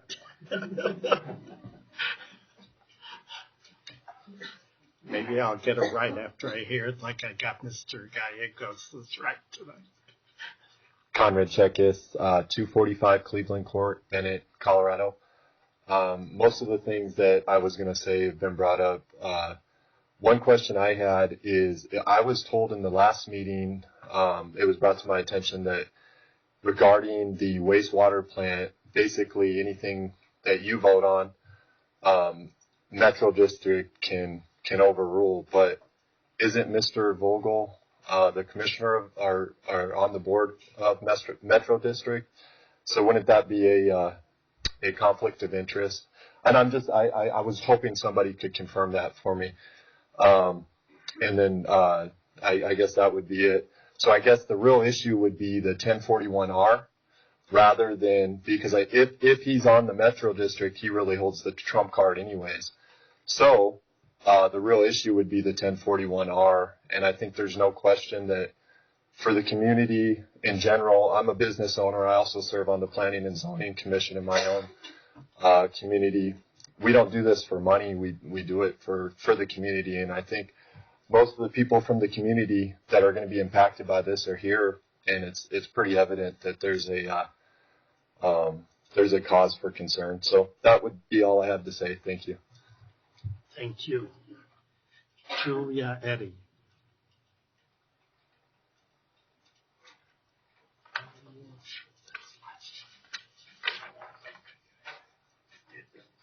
Julia Eddy, 2960 Wagner Street in Strasburg. Just one thing, most things have come up, but one thing that was mentioned a couple of times tonight, the issue of cost.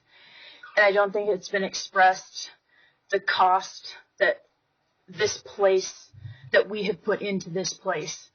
It's been decades in the making. It's the sacrifice that's gone on with this group of people to put this place together for this community and for these kids. The children themselves, when we came out there was no school. They played, basketball in an asphalt parking lot. They played football in a field with hard clay and goat heads. We had to give recess time at the end of recess to pick them out of themselves before they came back into the building. They wanted it more than anybody. And they spent years fundraising, year in and year out, to raise money for that school, for that building, for those playing fields. They raised over $700,000, just the kids in school fundraisers. And who supported them? The community, the I-70 corridor community. They pledged them for their jogathons. They bought their cookie dough. They bought their candy bars.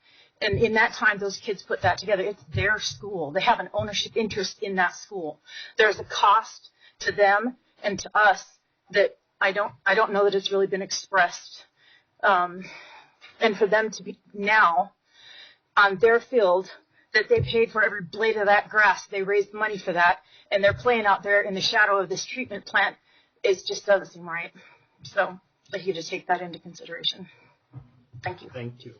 And on that third page, we had 27 people signed up that were opposed, including those who did speak.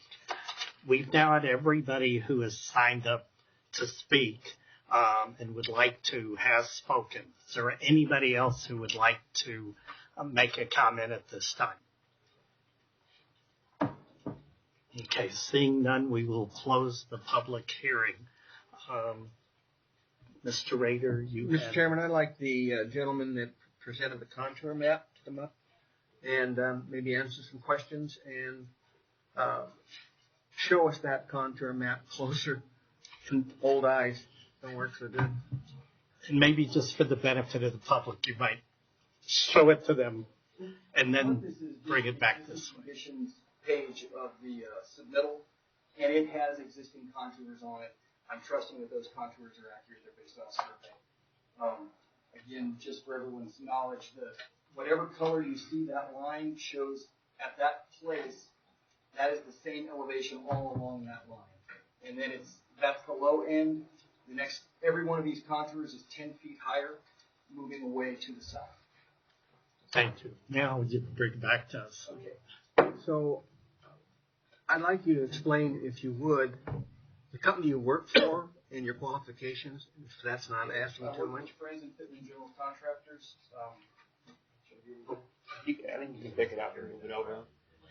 You can pick it out. Yeah. Oh, yeah, that's right. I work for Franzen Pittman General Contractors. We're as a matter of fact, the second fastest growing company in the state of Colorado in the last year. I head the pre-construction services department, so it's my job to get projects in budget, solve the problems that keep them from being in budget while maintaining the intent of the design of those projects. So basically, I head the department that is the problem solvers to make projects work. So I've been employed at Franzen Pittman for 23 years. I've been in the industry since 1980. So would you explain that again to us, now that we can see it really close?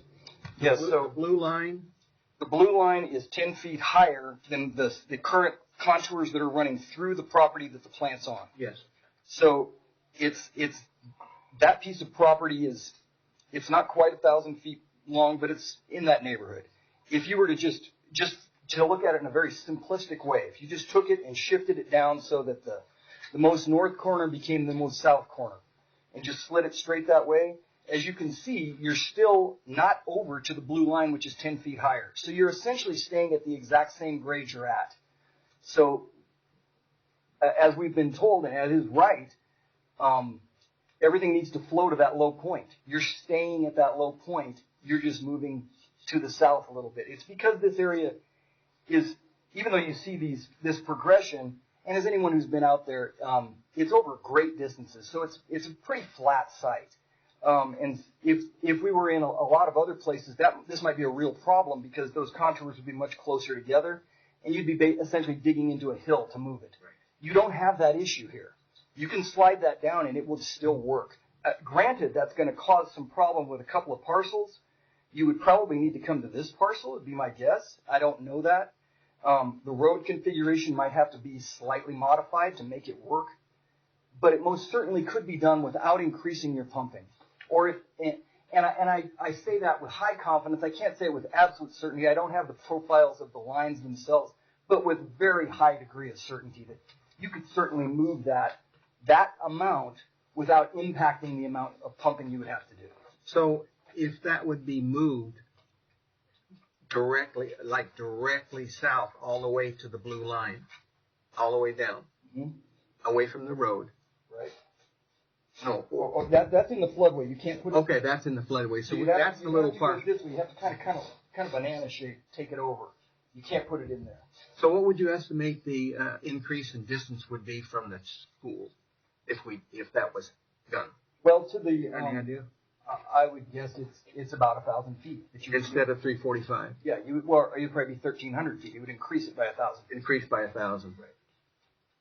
And certainly that's, like I said, it's a very simplistic look at it. You could move it 500 feet. You could move it 1,500 feet.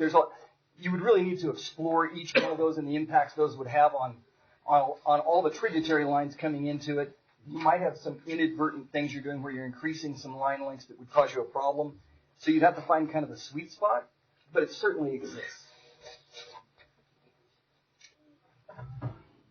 Any other questions? Thank you. Thank you. Mr. Vogel, if it's okay with you, I'd like to ask Mr. Reagan a question.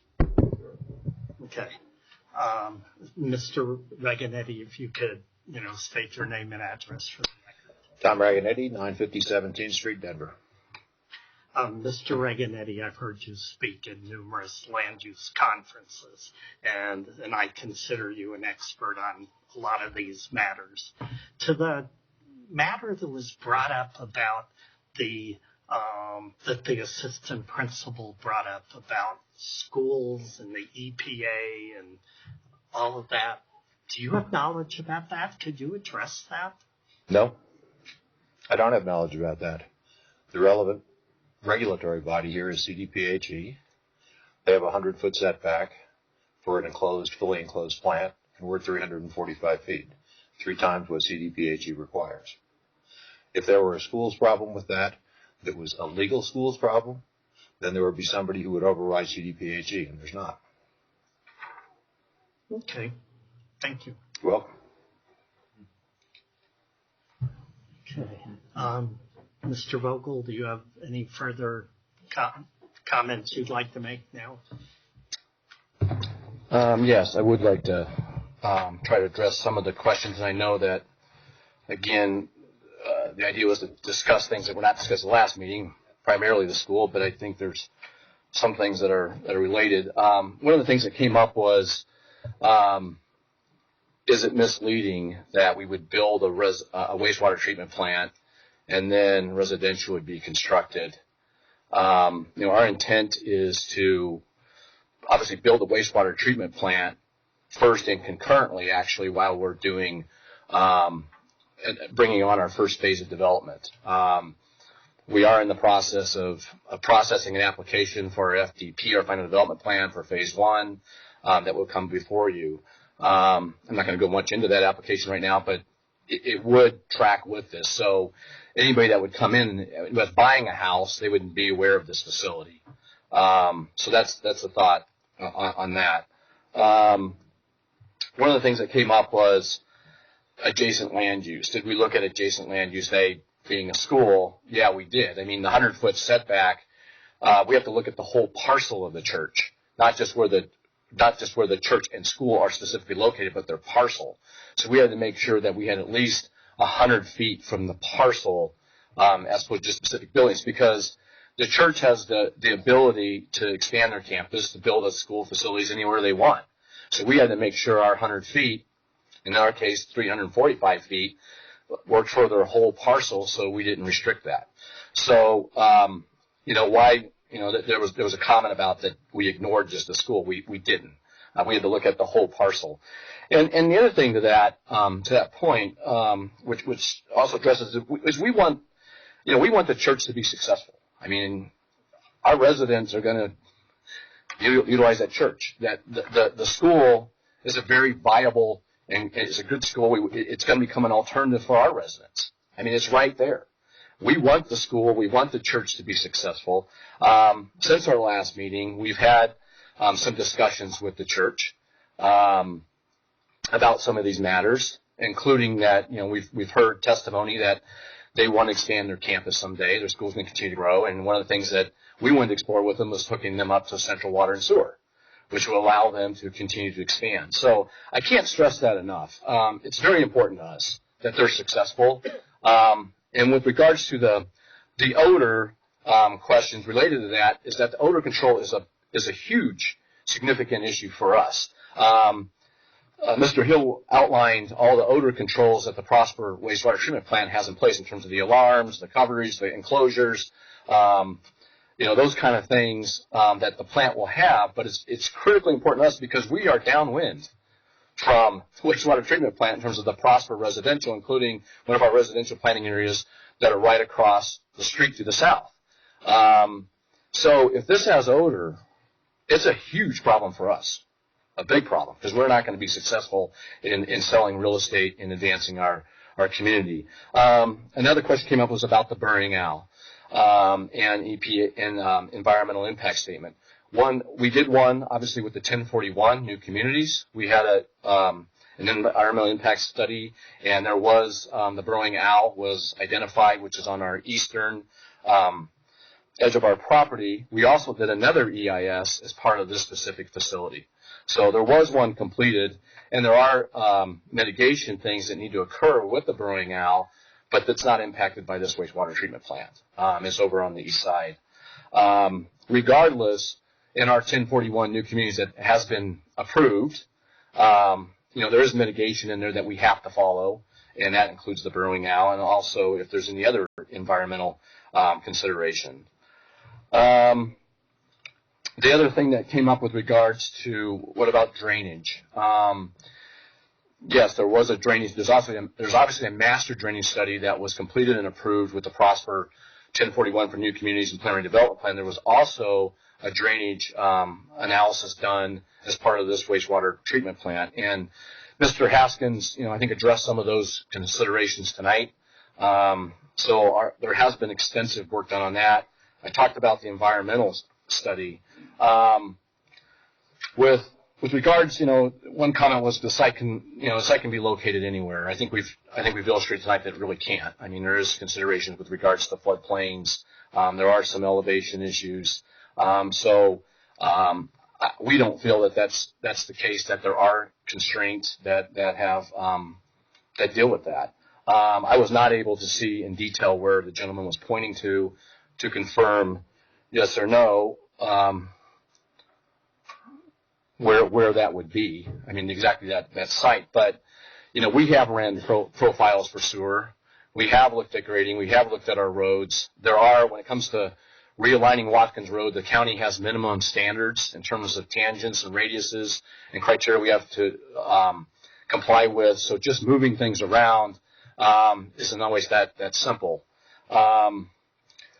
Another question came up regarding, am I on the Metropolitan District Board and is there a conflict of interest?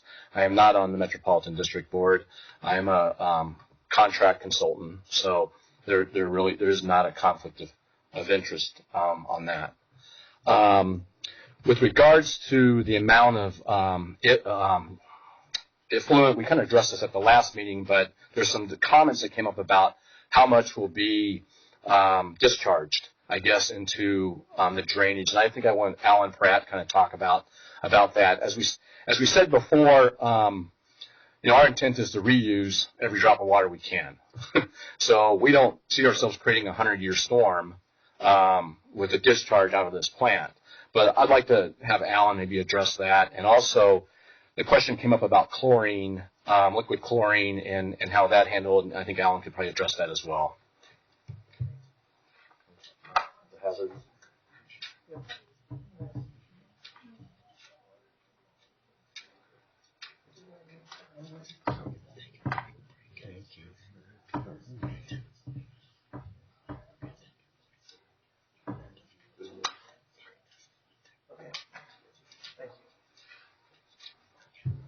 Okay, Alan Pratt again with Dewberry Engineers.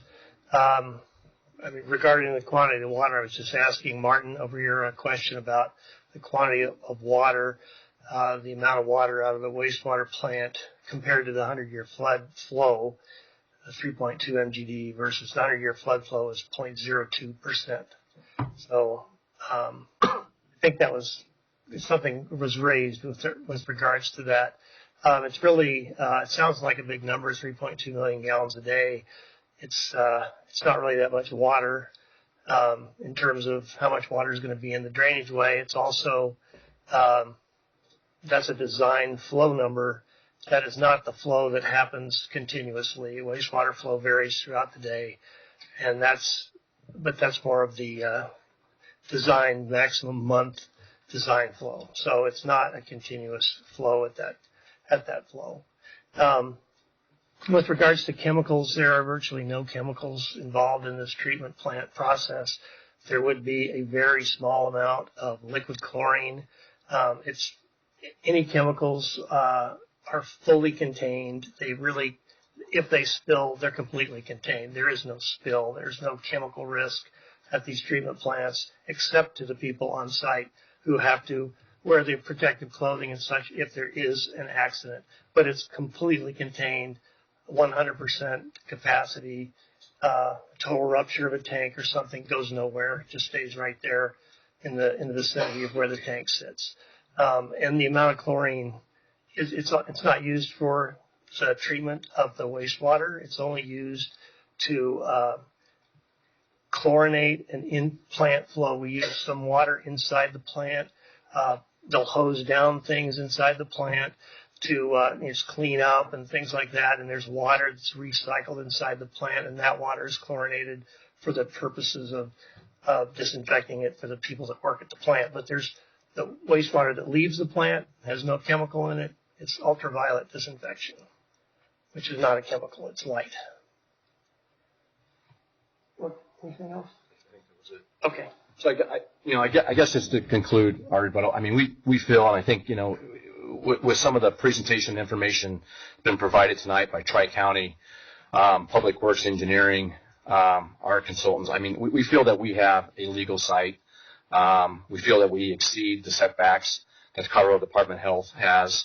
We're consistent with the development standards in our preliminary development plan that's been approved. I think, and again, I think we've gone beyond in with regards to dealing with the odor issue too. I mean, with the setbacks we have, we don't necessarily have to cover the basins. We are covering the basins, again, for the benefit of the church, but also for us. As I said earlier, odor will be a big deal for us.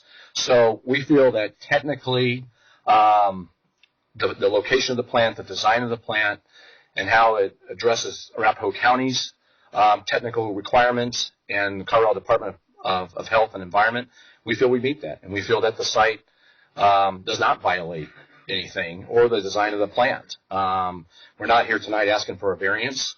We're not asking for any kind of inconsistency to any requirement or standard that the state has. We're following, if not exceeding, the regulations and the requirements of the county and the state, as well as Tri-County. So with that, we just appreciate your consideration with that regard. Thank you. And we are going to take a short break for the benefit of members of the Planning Commission.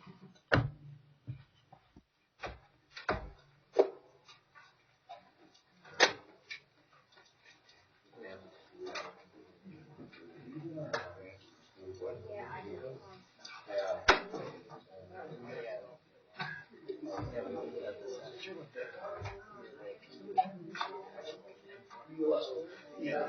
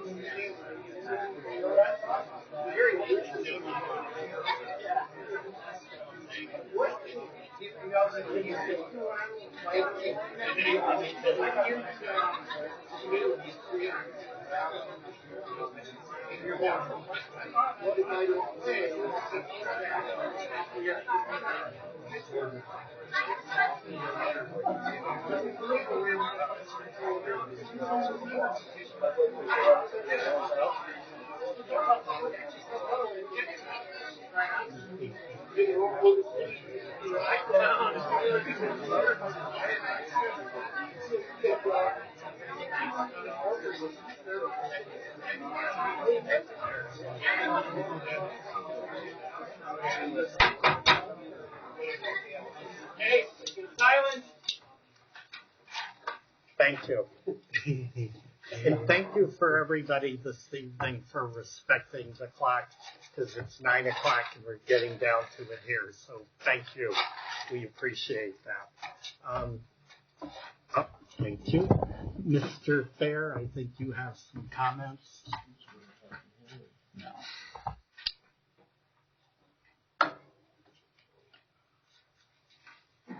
Okay, at a previous meeting, I made a draft motion with the conclusion of my introductory presentation. But I think because there's a number of people that weren't here at that particular point in time, and I think I'm going to go into a little bit more depth and read the conditions of approval related to it. We're going to need two motions, one for the location and extend and one for the 1041. The location and extend is listed first on the agenda. And so planning staff is recommending approval of case number L16-002 002, Prosper Wastewater Treatment Plant location and extent, based on the findings contained in that particular staff report, along with the conditions of approval. There are 7 conditions of approval. Number 1, the applicant makes any minor modifications to plans as requested by the Public Works and Development Department. Number 2, the applicant agrees to address any or all engineering services division comments and concerns as identified within their staff reports prior to construction. Number 3, the applicant will obtain a permit to construct and operate a wastewater treatment plant from the Colorado Department of Public Health and Environment prior to construction of the wastewater treatment plant. Number 4, the applicant agrees to address comments issued by the Urban Drainage and Flood Control District. Number 5, the applicant will execute a subdivision improvement agreement. Number 6, the applicant will obtain all of other necessary permits prior to commencing construction of the project. And number 7, the applicant will comply with all items requested by the Bennett Fire Protection District regarding this project. Do you have any questions? Yes, I do. I believe when we last talked about this, there was concern that just having language in there that says applicant will address doesn't necessarily mean applicant will comply. Okay, and I've thought about that, and I've worked for the county for over 15 years, and I've worked in a number of other jurisdictions. We have used this language in virtually every motion. If you go back and look at all the other conditions, I agree from a technical legal standpoint, you could probably tighten it up, the language, to make it more compliant, but there are things, particularly from an engineering standpoint, that they can't get permits if they don't do it, and if they choose not to do it, then they're not going to be able to build the project that they want. So if the Planning Commission chooses to recommend tightening up the language, I don't have any particular problem with that, but I don't see any particular problem with it either. And I could defer to our Assistant County Attorney on that also. Any more questions for Mr. Fair? Okay, so now we will bring the L&E back to Planning Commission for discussion and or a motion. Why don't we start from the left? Mr. Saul.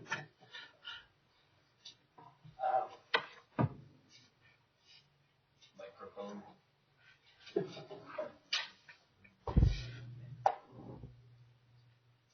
I guess my original concern was about the schools, but it sounds like legally there is no, besides the 100 feet distance. So I guess that was my main concern, was that distance from the school. Mr. Brummel. Well, I guess I see this fairly simply. I think if we had all 5 county commissioners here tonight and asked them, do you realize on a 5,100 acre project you approved this treatment plant right next to a neighboring school, they'd be looking at their shoes and looking around the room for the exit signs.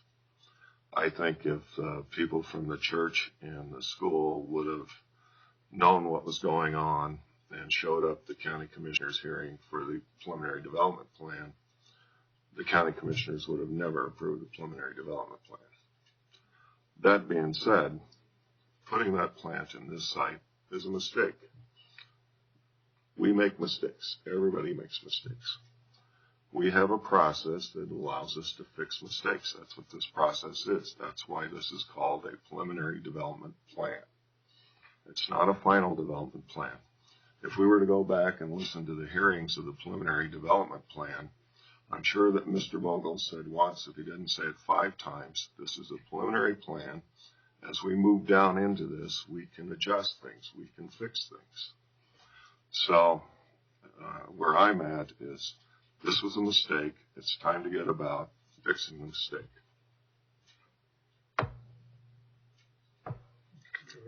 Well, I guess I don't have much to add to that, except I'm really upset with myself that I didn't realize that when we did what we did on the original, that we approved, basically that's where it's going to go. I don't remember seeing anything that said there's a school there and we're going to be 300, 400 feet from it. So I want it moved. Mr. Weiss.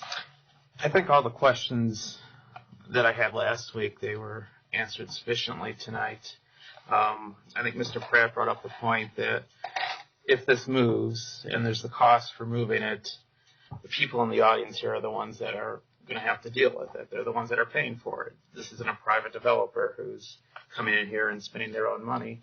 This is taxpayer money that's doing this. So this project's for the public good. And the truth of the matter is, Mr. Vogel said it, they're right. They're within all the setbacks. They're within all the rules and regulations that they have to follow. There's nothing illegal about the site. They follow the procedures, and it's a proper site. That's Rick. I guess I feel like this whole thing for me is murky water. Some questions have been answered.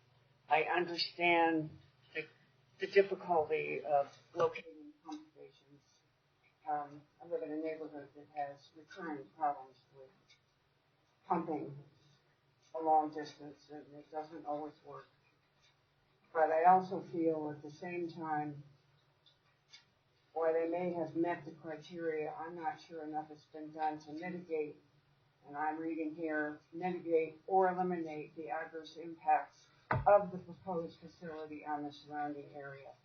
I feel that the people that are here tonight, they've had plenty of time to absorb the idea, the pictures of their existing buildings, and I was struck that no photos were taken toward them.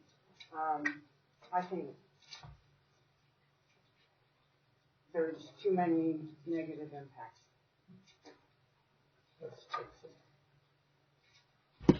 I don't have anything to add. Thank you. Okay. I've gone back and forth on this. I was against it last time. Then I heard Tri-County Health, and Mr. Haskins speak. And I kind of moved. Then we hear all the other people speak, including the comments of moving it 1,000 feet. Not a big elevation change.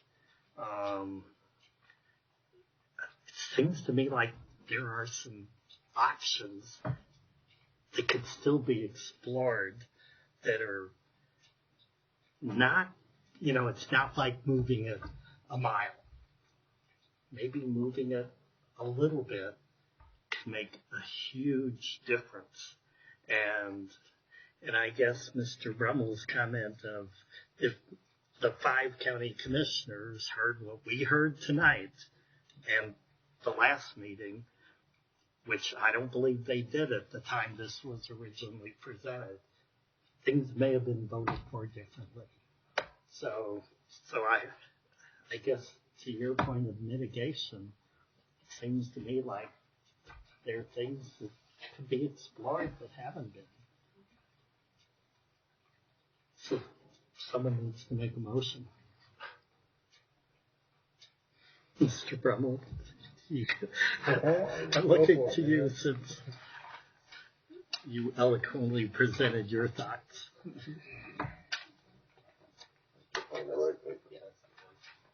All right. In the case of L16002, Prosper Wastewater Treatment Plant Location Extent, we read the staff report, received testimony at the public hearing, and find ourselves not in agreement with the staff recommendations. And we recommend that the location and extent be denied because of the impact to the neighboring properties. Second. Any more discussion on the motion? If you could call the roll. Oh, maybe is there more discussion? I was just going to say,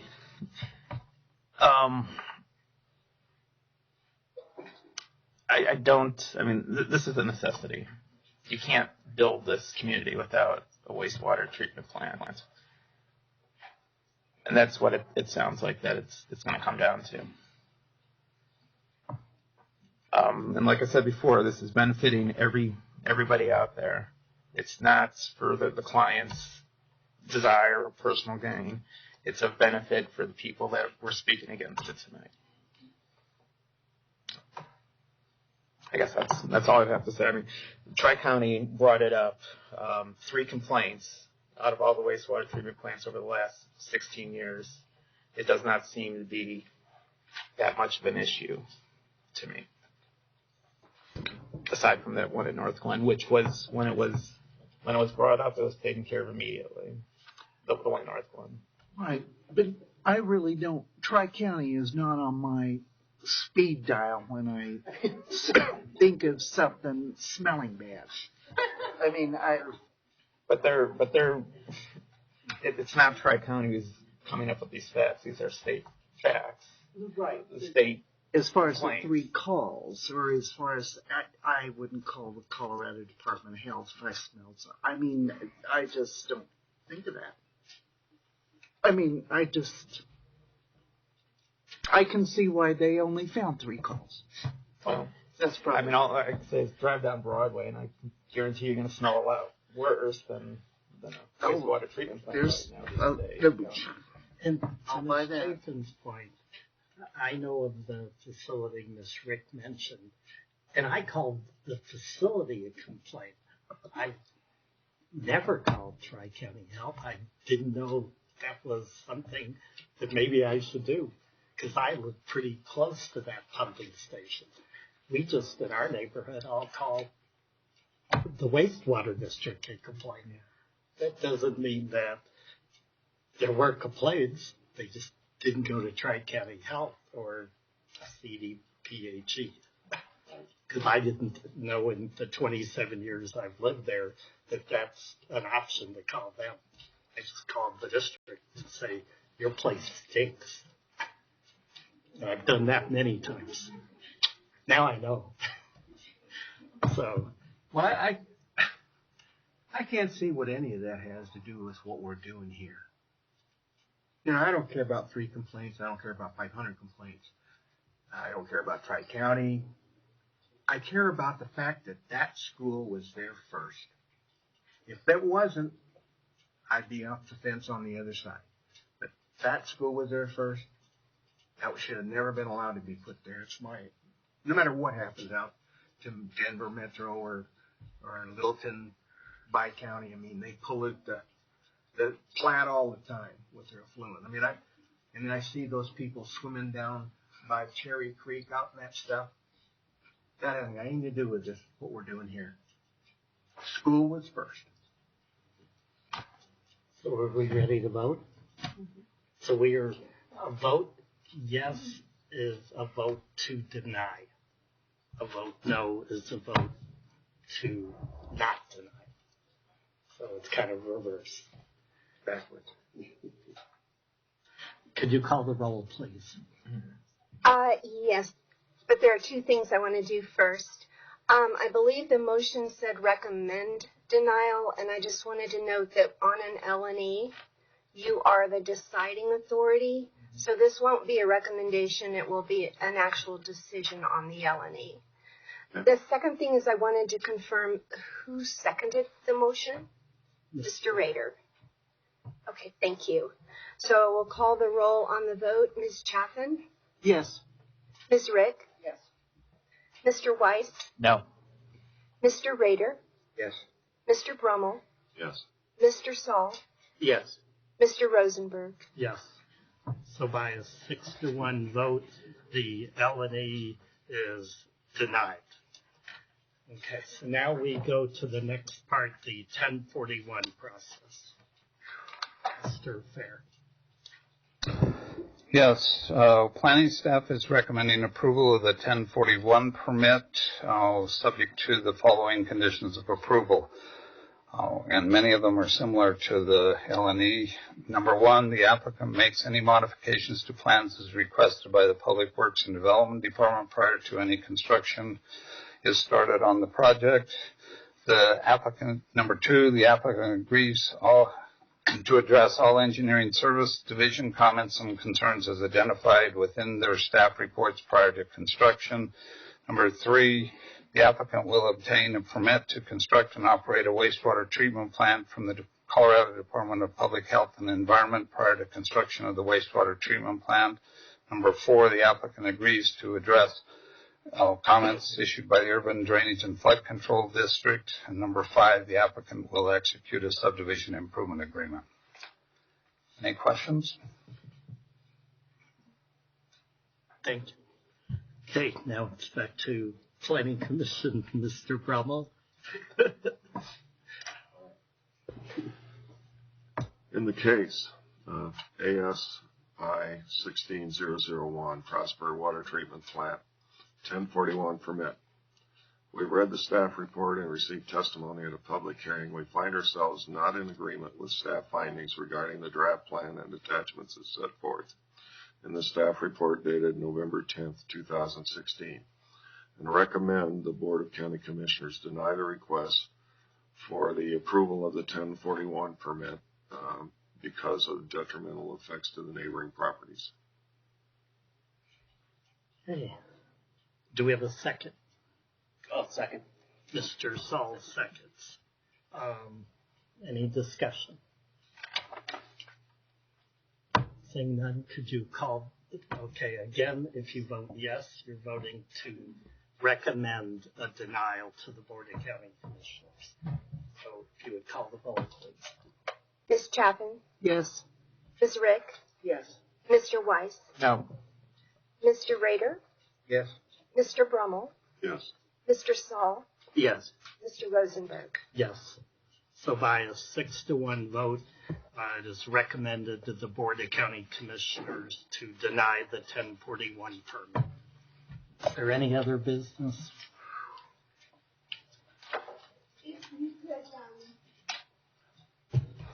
If you could just stick around for a few moments after I get the recording shut down, I would like to hand out the changes to the bylaws that you approved at the last meeting.